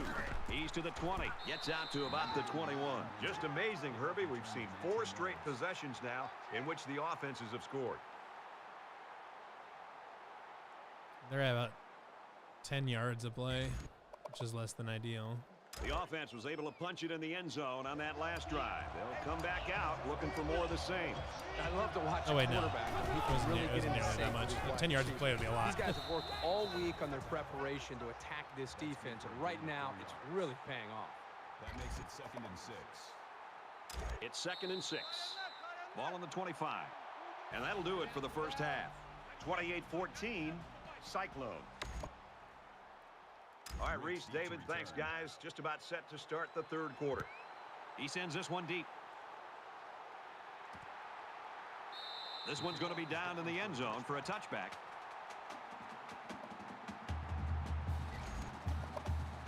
I'm going to keep running some of these read options. I'm having fun running with my quarterback. Drives, and they're coming out on this one trying to do much of the same. He has some room. Nice run, and he's brought down. Trying to hit one of those spin moves again. That'll bring up 2nd and 3. They need about 3 yards to get the first. 18.4 yards per carry for my quarterback. We're going to line up to throw it deep. Do one of these. Oh, that was a horrible throw. What was that? Oh, he must have been getting pressure because I just saw a defensive tackle or something like that sitting right next to him. Potentially turn this football game around. I mean, that wasn't They're even down close. by a couple scores, but if you're the offense and you're on the sideline and you're not feeling good about yourself and your defense comes up with an interception like that, boy, oh boy, you're grabbing your helmet, sprinting on that field, and you're ready to go. From the 40-yard line, first down. Well, it's usually a good idea putting the ball in the hands of your halfback, but only when it stays there. Believe me, that one probably looked a million times better when they ran it in practice.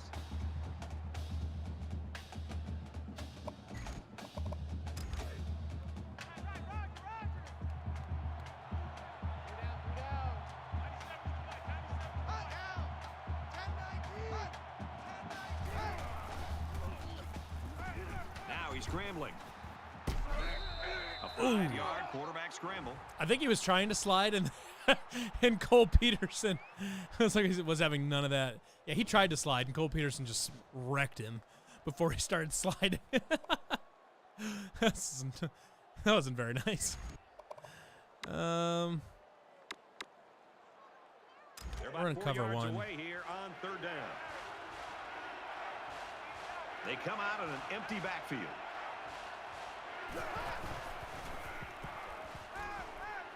He guns it. Oh my God! What? Touchdown saving tackle, but it leaves That was him with a first and goal. that was a When you give up bonkers too many throw. passes like that, and the game will be done before you know it. They cannot let these receivers get behind them.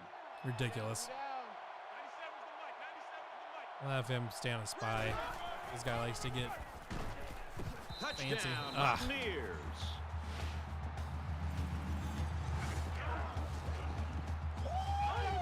Nice job by the offense to get the final few yards to the end zone. Yeah, they knew what play to call for in that situation and made it work.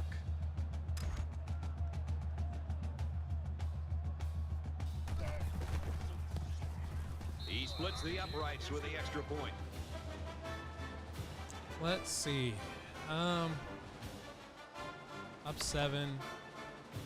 They line up to kick this one away. Sends it sailing downfield. He's to the 10. Heading for the corner. Mark Ricks. The 30. Oh, He's knocked damn out it. of bounds. Good return, Around though. the 35-yard line. West Virginia is not going to back down from anybody, Herbie, I guess, at least not today. No, not today. They've played with a chip on their shoulder. They've stood toe-to-toe with the big boys, and I don't think they're finished I'm going to run yet. read option The again quarterback threw because I'm an having fun interception on running their with my last quarterback. drive. Let's see if they can be more successful here. I look for the offense to come out with the same game plan as before. You don't make changes after one play. And he's tackled after positive Wish that wide yardage. receiver would have held his block a little bit better. We're going to go back the other direction, but probably going to like either play action or just throw it deep. We'll see. Oh, Second shit. down, and they're Did going to need reverse about that. 3 yards to pick up the first down. Iowa State is up 7. Well, I'm gonna switch to a play action. See what? Okay, so they adjusted. They're playing man. We're gonna throw deep. He's scrambling. Here they come, and he shoved out of bounds around the 40-yard line. All right, let's we'll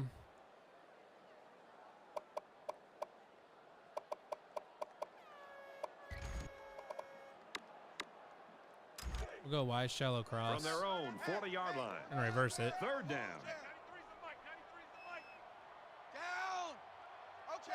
Do that.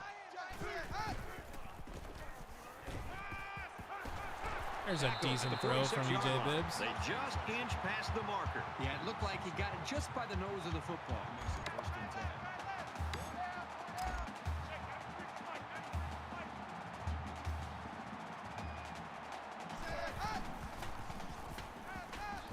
Scrambling around. Throws right. Oh, come on. Oh, shit. And now he's got room to run. There we go. He came up with a fantastic interception there. Well, I even threw it short. I even tried to throw him short, but he just made the wrong read. took a bad route.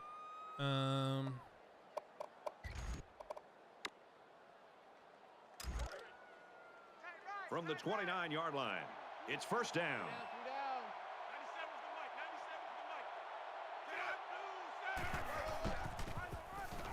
Here's a running play. He's pushed out of bounds around the 12-yard line. That's good for a gain of 17 yards. First down.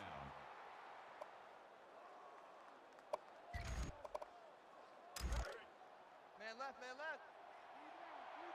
Three down. 97's the mic, 97's the mic. Set. Man, what is going on here? Okay, I need to. I don't know. I think my zones are failing. Also, Garrett Green is going crazy. Here's the PAT to tie this thing up. And he hits the PAT. Right. Need to get my shit together. Play, 29-yard drive. And the result, 7 points. I was up 14-0. Now I've shit this lead down my pants. Robinson looks ready to kick this one off. Excellent kick. He's to the 20. He's Someone block, man. At the 17. Green's kept his cool after a bad first half, Kirk, and they're right in this thing. You know, even when his team was down, he just never seemed to panic. He was cool in the huddle. He got his teammates on the same page, and has really just taken command of this offense. I think he's been unbelievable, and his talent, I think, is through the roof. But I think it's his mental toughness is what really puts him into a category all by himself. That makes it second and 10. I'm gonna line up it again. I want to see how they line up.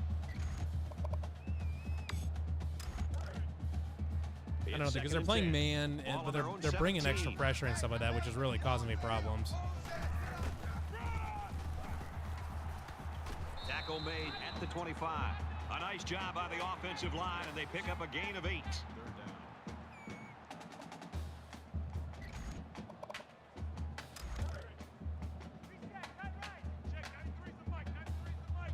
Yeah, see, they're on man defense here. I'm gonna keep my running back just back as a blocker.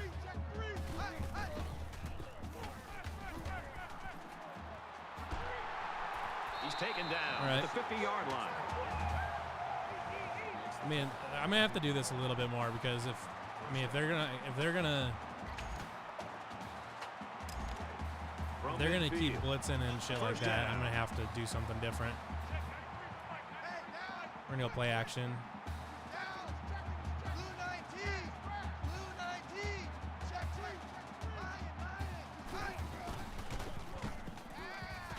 He rifles it to the right, and it's intercepted by the freshman cornerback. Freaking I hate the pass trajectory on this game sometimes. At the 43. Kirk, you and I have talked to the coaches. We've talked to his teammates. Everybody says this kid's a real deal, and we're about ready to find out. All right, let's. It's first and 10. Ball on the 43-yard line. There are 5 wide receivers split out. The quarterback in the gun. Big opening. Knocked out of bounds. Just struggling tremendously with this option right now. Gain of 11 yards. That makes it first and 10.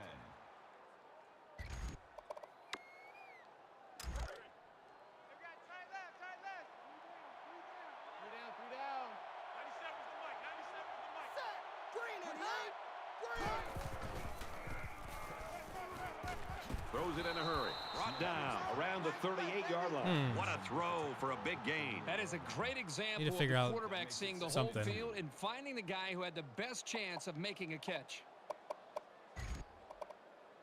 It's second down, and they're about 2 yards away from the sticks. Keep 15. Keep 15. Double. Check.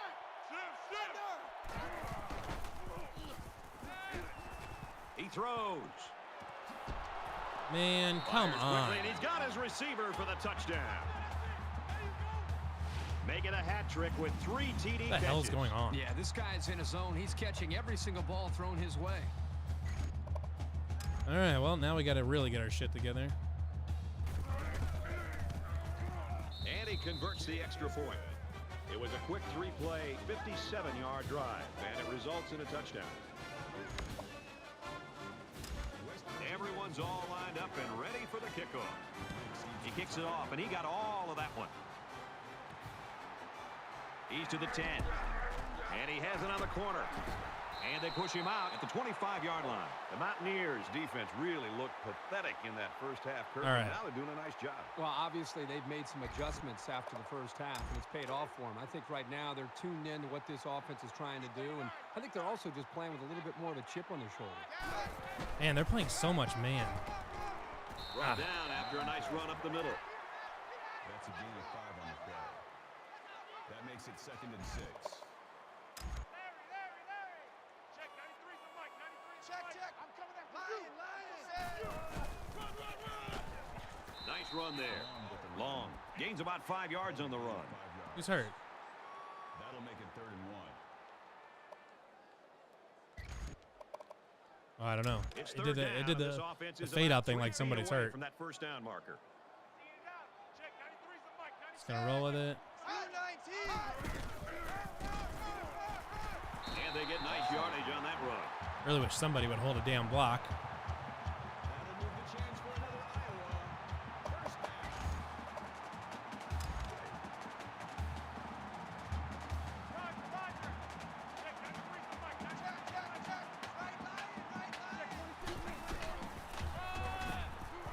Like how? And he's tackled right around the 40. Just somebody And hold the a halfback's got block. nowhere to go. That's all I want. That makes it 2nd and 10. Let's get that ball, D. Let's get that ball right here. Check. 93's the mic. 93's the mic. Check. Lion.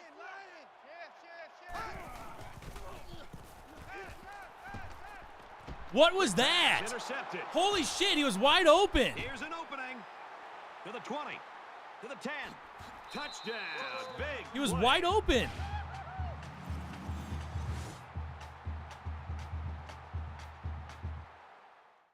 I gotta do it.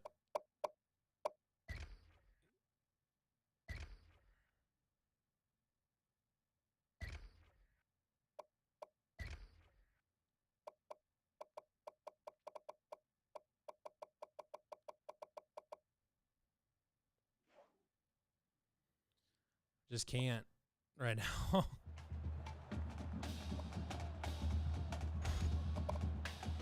I mean, He makes the running back was PAT. wide open. He just Let's get the missed latest now from Reese terribly. Davis. The Cougars of BYU taking the field in Provo. We have got an all-out Donnybrook on our hands. We played 3, and this is not what the experts predicted. The Mountaineers lead it by 2 touchdowns. And it looks like they're ready for the kickoff. He really got a hold of that kick. He's to the 10. He's to the 20. Tackle at the 24-yard line. Time's running short here, so let's see what plays out. All right. They need to move the ball down the field quickly Yeah, and we're gonna start. efficiently. We're gonna They start should maybe even throw in some pushing the ball down the field more. Time. Welcome back to the action here as we resume play here in quarter number 4.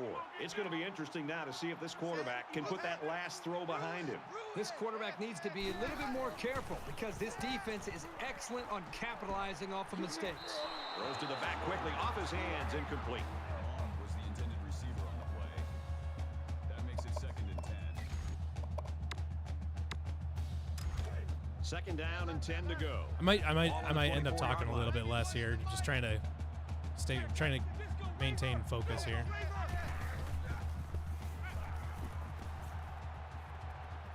Stays in bounds and made a nice Okay. catch.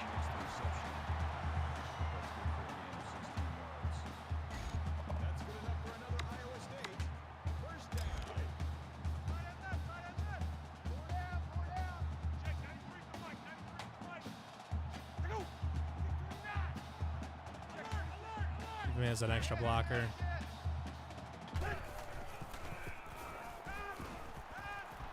Good catch there by Bibbs. There's a strike complete. He's down. I think he could have taken a risk down the field, but he played it safe instead, and that's one of the keys to winning ball games. Bring up 2nd and 3.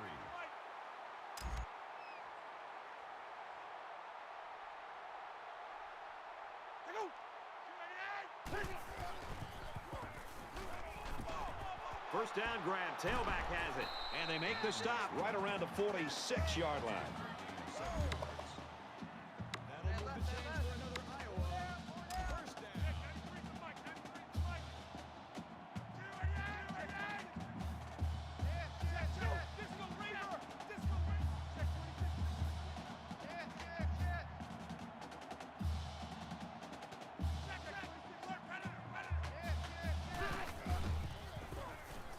He scrambled. He's open right there. And a quick throw. They'll bring him down at the 13-yard line.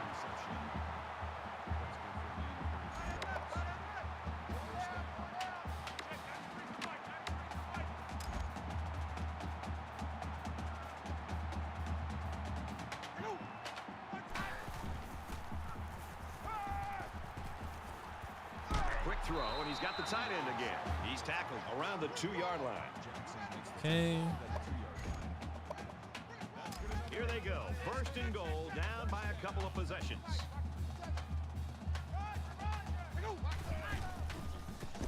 Touchdown, Cyclones. All right, need to stop.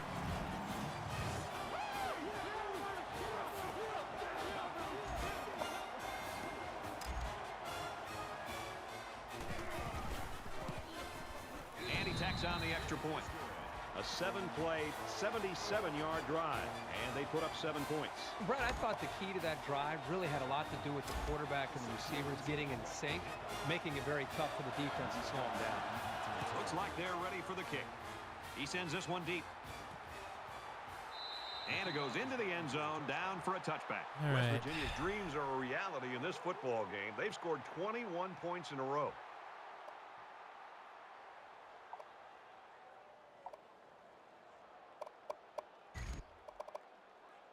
A score here might effectively end this one. West Virginia is up by a touchdown.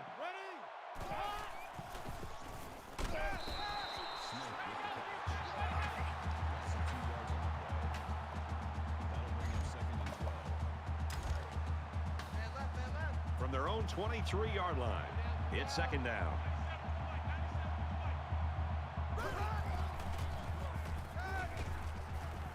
It's caught. 1st down, and he's out of bounds. That's good for a gain of 15 yards. 1st down. How did he get so open?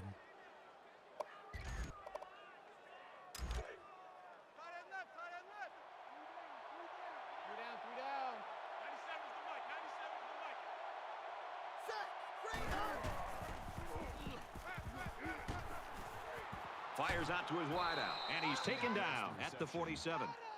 Chambers brings him down at the 47-yard line. That brings up 2nd and 1. Short yardage situation here. It's 2nd down and 1. Check 31, check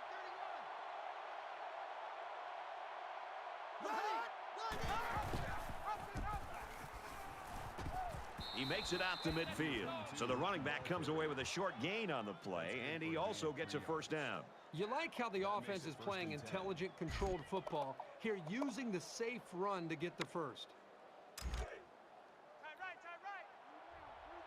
3 down, 3 down. 97's the mic, 97's the mic. Set, red 18, red. It looks like they're going to blitz. He's going to air it long. Pollard. Oh! Incomplete. Damn it. Smith, the intended receiver on the play. That makes it 2nd and 10. 2nd and 10. Ball on the 50. West Virginia is up a score.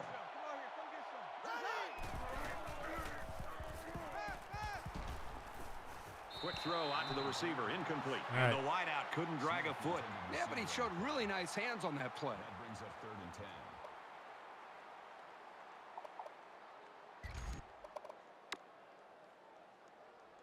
And this play is number 8 on the drive.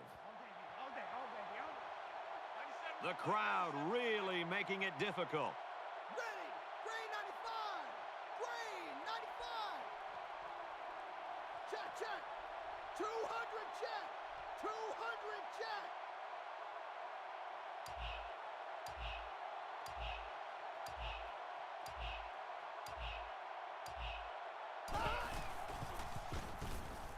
He fires right side. Yes. There we go. Got to stop.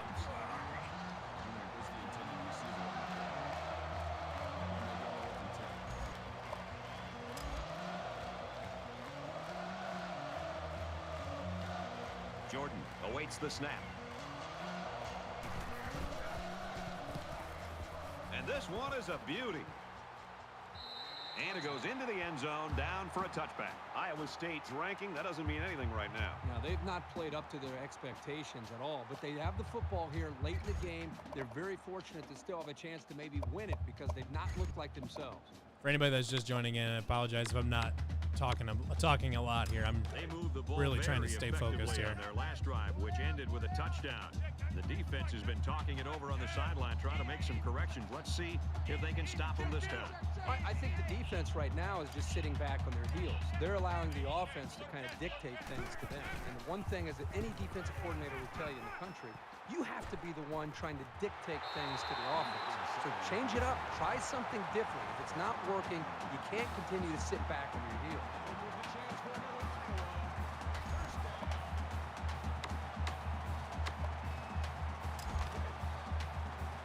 From their own 39-yard line. First down. Just over 2 minutes in the game.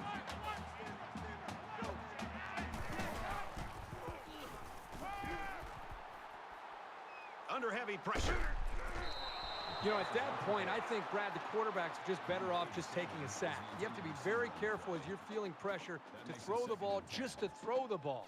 If you feel like you're not going to be able to make a play and the defense got you, just give up on that play and get ready for the next down. So it's 2nd and 10. Ball on their own 39. Check, check, check, check. Disco Raver, Disco Raver.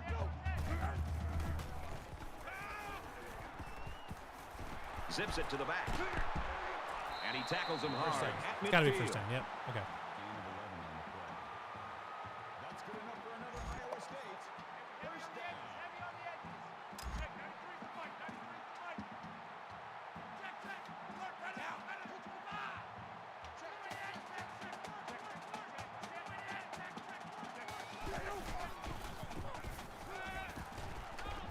Caught with room to work. And down he goes around the 27-yard line. That'll move the chains for another Iowa. First down.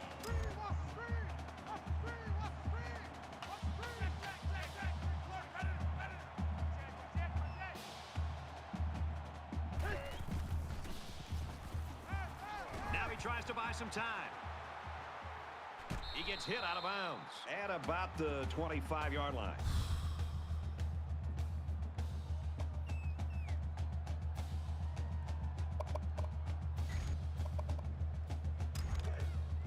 Second down, 8 yards to go. Ball on the 25.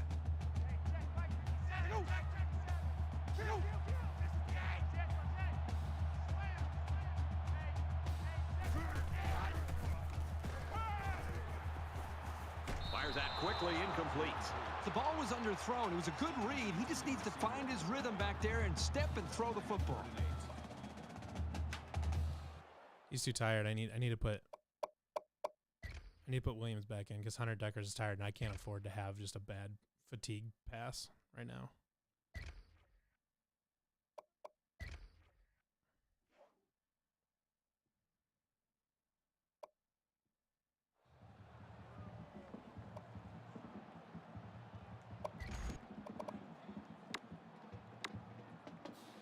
Third down now. They need to get it to the 17.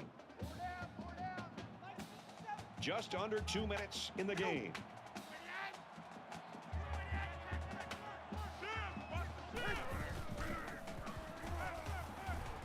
He's going to try and scramble.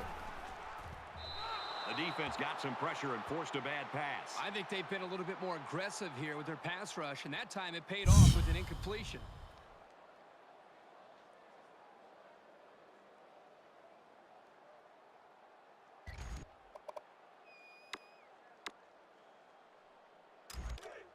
It's 4th down, and they're going to try to go for it.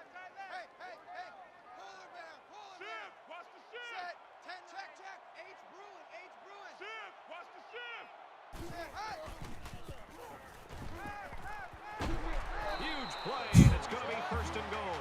That gives him 100 yards in the game. He poses a lot of problems for defenses with his size and skill, and he's really come through with his receiving today. Switch my tempo to I'm gonna switch my tempo to conservative. Try to chew a little bit of this. Well, this is it. They've got all 4 downs to get in the end zone. Set, down. Set, hut.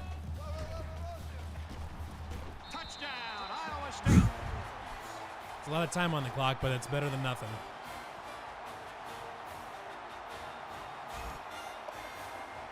The extra point to tie this game up. And he adds the extra point late in the 4th quarter. All right. And with that score, we are now tied. And the way things are going, we might be going to an extra session or 2. Smith has the ball set, and he looks ready to kick this one deep. Excellent kick. This one's going to be down in the end zone for a touchback. And for Nugent, he's having himself a pretty good game. Yeah, he's just got a knack for coming up with a big play. To me, this is just a classic They can't example afford to of just run it being right now, bigger, so. faster and stronger than the guy trying to block you. We're late in the 4th quarter. Great game, a tied football game. And the question now is, who's going to rise to the occasion? Under a minute left in the game. Throws it out, and it falls incomplete. I know that this quarterback and wide receiver were very confident they'd be able to execute this play. They worked all week long in practice on this play. The problem is the wide receiver got too close to the boundary, just didn't give himself or the quarterback's throw much of a chance to make the reception. From their own 25-yard line. 2nd down. He's taken down at He's about short. the 35. Pollard on the tackle at the 35-yard line. Check. 3rd down. Big dog. Big dog. Check. They're one of the loudest crowds in the country, and they are on their feet.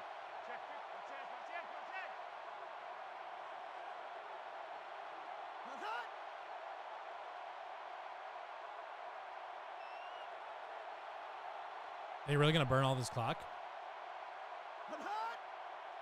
Okay. Oh. There's a little bit of happy feet down there on the field. Let's get the call. False start. Whew. That's huge. They'll line up for another 3rd down play because of the penalty. Well, here you're in a 3rd down situation, and then someone makes a mental mistake. It makes your blood boil if you're Yeah, we're gonna run that cover, that man spy again. I don't like the zones aren't So the have not penalty been makes good it this 3rd game. and 5. Keep 15. Keep 15. Ready. Get him! It's just a huge stop right there here late in the 4th quarter in a game this tight. That might be one we look back on later and say that won the ball game. All right, Mark Ricks. Mark Ricks. Let's see what you got, bud. Ricks is back deep to return the punt.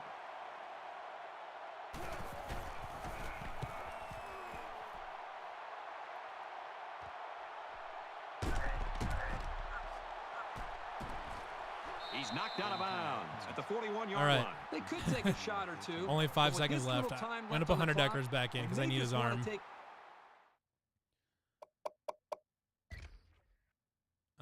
Wait, I can just do a sub, He can play for overtime. formation sub. Let's do this. I want backup QB.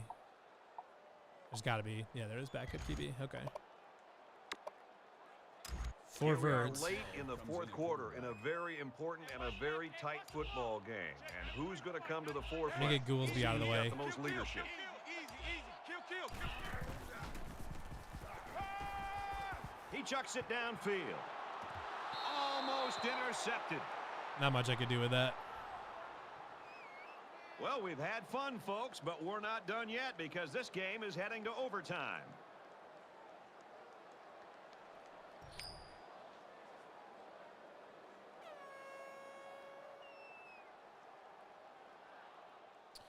So we're up first. All right. We're back ready now for overtime. Take our time. Run the ball a little bit.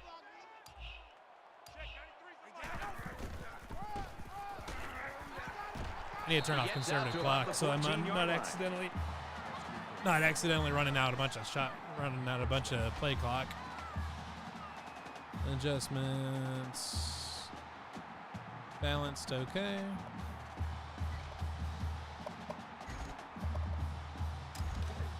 It's 1st and 10. Ball on the 14-yard line.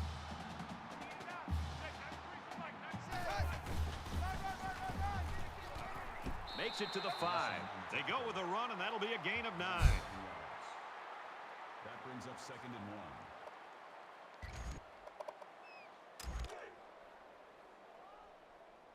What's the run? They're running it. Check 93. Push forward. Right around All right. the 2-yard line. That's a 3-yard gain for the tailback. Another good run from this running back. Let's see if he continues to get his carries as they continue with this drive. 1st down. They're inside the 5.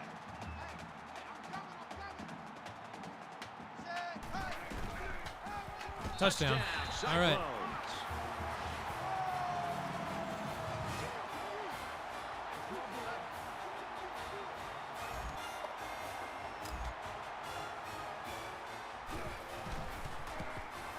And he hits the PAT. All right. Time for a defensive stop.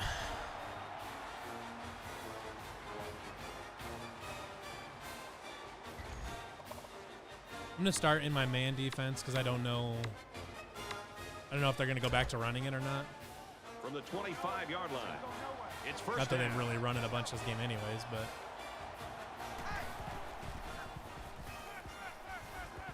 He's got it with room to run. Knocked out of bounds around the 7-yard line. That's good for a gain of 18 yards. That makes it 1st and goal. well, that's not ideal.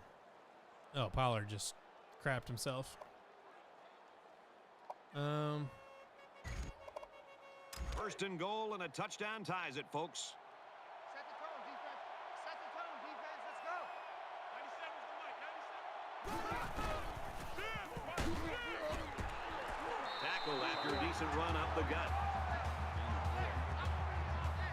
That brings up 2nd and goal. I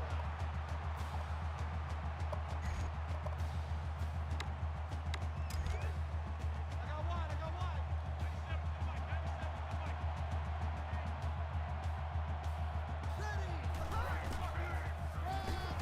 Here we go. The running back, and he's going to lose yardage. There might not be a more naturally gifted defender in the country. He made that play look easy. So it's 3rd down, but the offense is only 4 yards away from evening this game up. Quarterback all by himself in the backfield with 5 wideouts. The pressure on him. Get him. There we go. You can't take sacks like that as a quarterback. Johnny Wilson. If you can't find a receiver, get out of the pocket and throw the ball away. All right.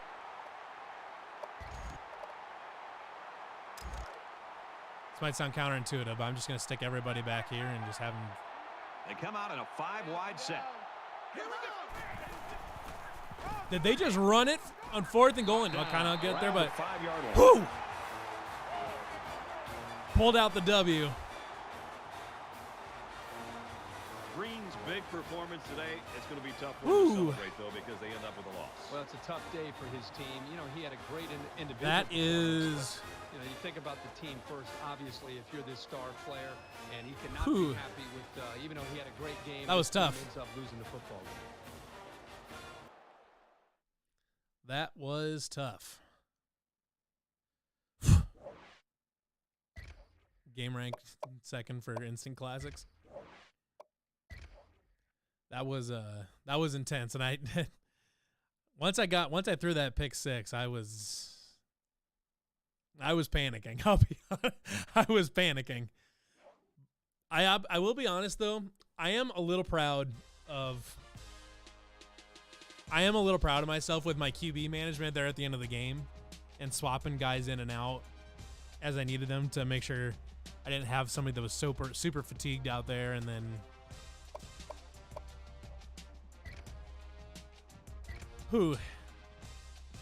that was close for comfort.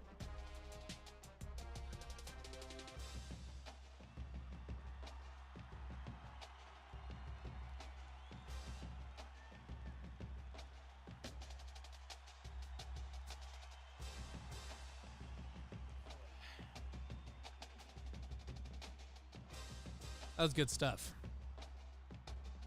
That's why we switched to Heisman. Yeah, more of those types of games instead of the games they're having for a lot of this season where I was just blowing people out.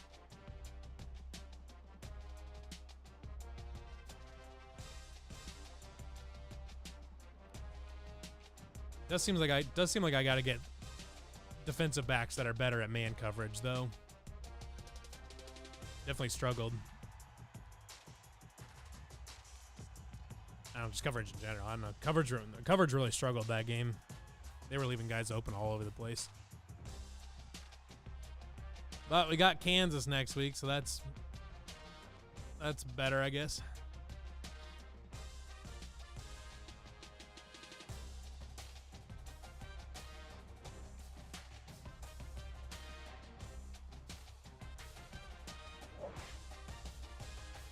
Hey, got 2 commits there. Nice.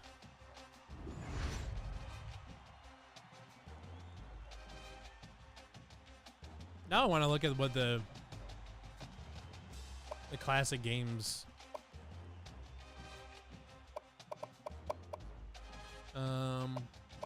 Stats and records probably, no.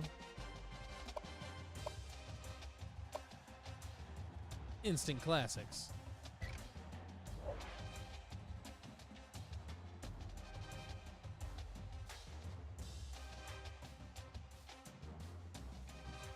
So that's my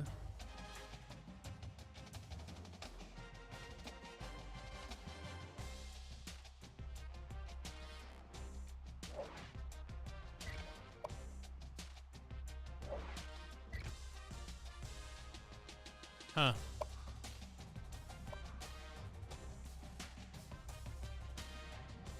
The date on this is confusing. 11/22/2005.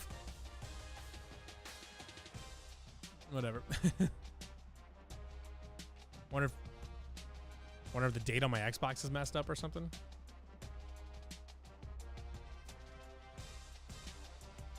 I don't know. But anyways.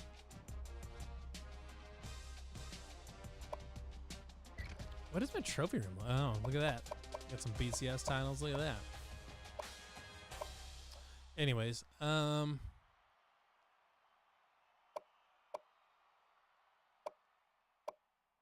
we're good there. Let's move to the next. Oh no, we already did. Okay, so let's check out our recruiting.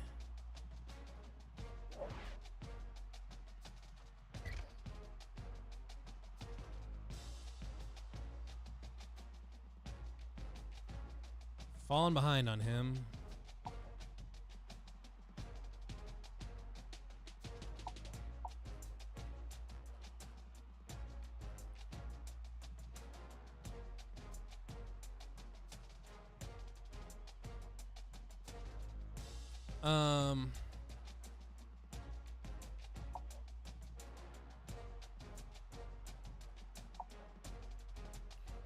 San Jose State's getting ready to make a jump here, unfortunately. And see, what was his... We're still there. We're not locked out or anything like that. I'm wondering, he's going to go to the end of the season, and I wonder if we got a shot to grab him. I don't know. If I remember correctly, the quarterbacks in this class were kind of ass, if I remember correctly. There's just one in the top 50. I'm going to add him to the list. Oh, okay. He's locked out. That's right. Okay.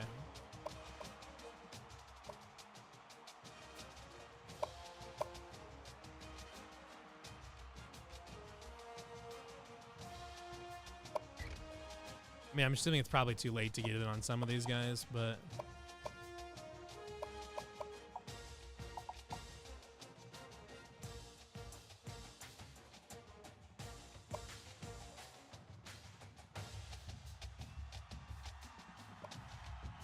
I guess only 22% locked. I'm gonna add him just to see what he, I don't know, just to see what he looks like, I guess. I've probably got too many guys on my list now, but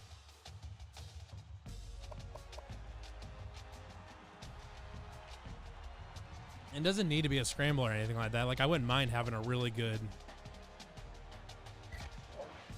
The guy's interested in me? All right. Doesn't need to be a scramble or anything like that. Like, I'm fine with having a good just a good pocket quarterback. I have no qualms against that, but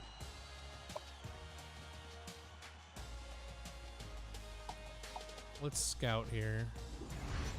That guy's bad. That guy's horrible. Oh my God. Wow. Complete fraudulent prospect. Oh, man. That guy's a gem.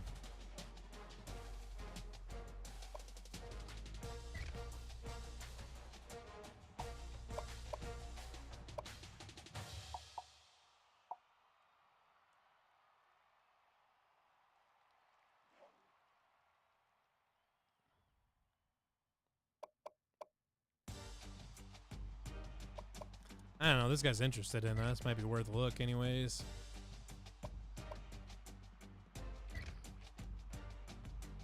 Take a look at these two.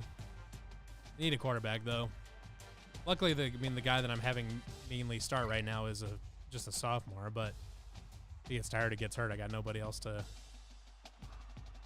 put there. Could always move Fenner. Since I'm getting plenty of receivers, let's see here. Ugh, he has to be at 59 overall. It's actually somehow worse than that. Oh, everyone's terrible. There are no good quarterbacks in this whole ass class. This is ridiculous.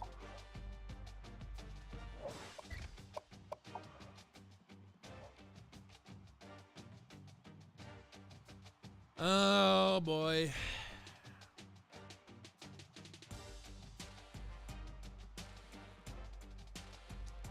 The year I needed a quarterback, I guess. It'd be nice if like the transfer would. It'd be nice if transfers were more like meaningful in this game. Like a more. It'd be nice if they were a bigger part of this game, where I could like see who's looking at transferring and stuff. And I imagine that'll be a big part of the new game. I'd have to guess. But it's like I'd take a transfer quarterback just to get my depth in order. Like, what is this? Is everybody bad? Like, are there any good prospects in this whole class? Man,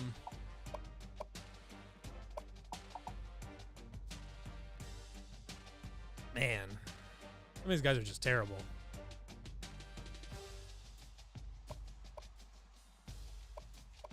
Yeah, I know he's interested, but he's really bad. Whoa, whoa, whoa, whoa, whoa. Hello. 81 overall.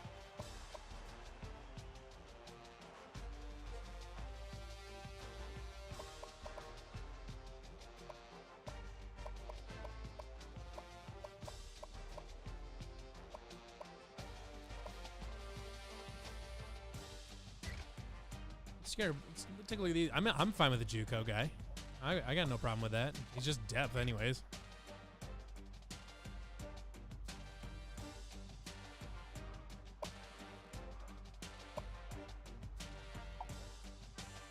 Let's scout these guys, see if they're worth a damn. That guy's got 95 throw accuracy. Holy shit. He might be on my starter. 95 throw accuracy with that kind of speed? Holy cow. All right. All right, so I need to open up some points here. I mean, I'll keep on Jake Leake for now, but we'll see. I mean, like some of these guys I've got big leads on. Like this guy. And he's fine. He's not great though.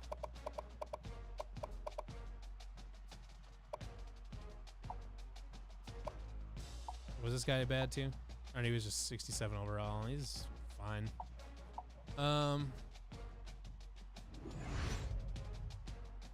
It's worth offering a scholarship just to see if they'll commit, but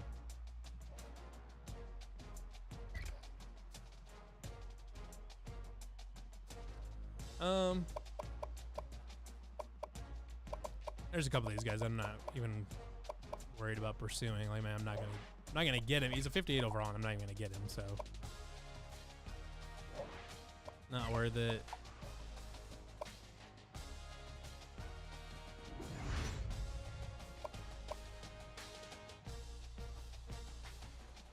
I already took a running back, and I don't need that guy.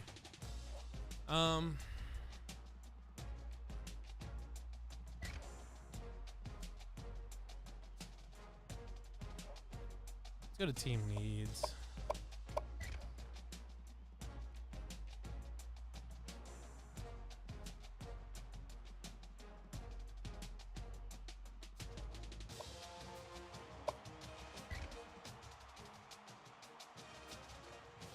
I don't know. It feels like I should look for at least a couple more quarterbacks, but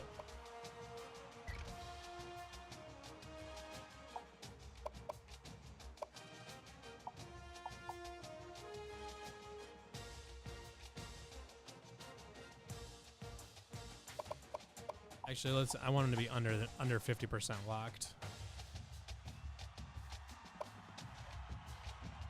Let's just see if there's anybody here worth a damn.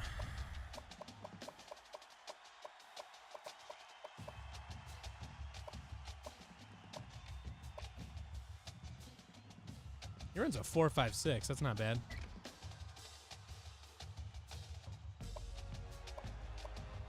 That guy squats 330. It's crazy. But he's not actually that fast, so.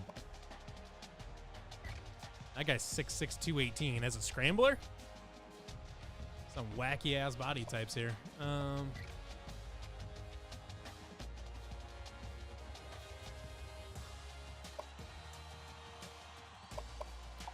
All right, I would like to scout some of these guys. 66 overall. It's not ideal, but oh my god. That was the 6'6" scrambler. 6'6" scrambler with 65 speed. Get out of here.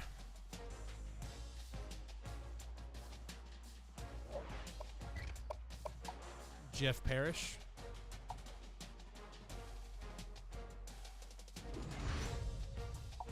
Offer him a scholarship at least. I don't know. We'll put some points into him and see what happens. I don't know. The QB situation's kind of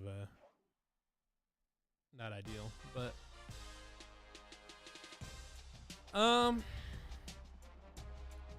so I think I actually might come back and do the last two games of the regular season in a little bit. I do want to take a little bit of a break, and I'm gonna switch. I'm gonna end this stream and maybe start a new one to kind of separate them so they're separate YouTube videos. But I may do the last two games of the regular season here as well. So keep an eye out for that. But for now, for this particular stream, we're gonna be done. I'm gonna quick save this. And then I think I'm gonna be done with this stream for right now. So everybody, thank you for tuning in. I think maybe like let's say 2 o'clock. 2 o'clock, I'll be back here and we'll do the last two games of the regular season. Actually, 1:30 p.m. Central Time. We're gonna come back and play the last two games of the regular season. So I'll be back.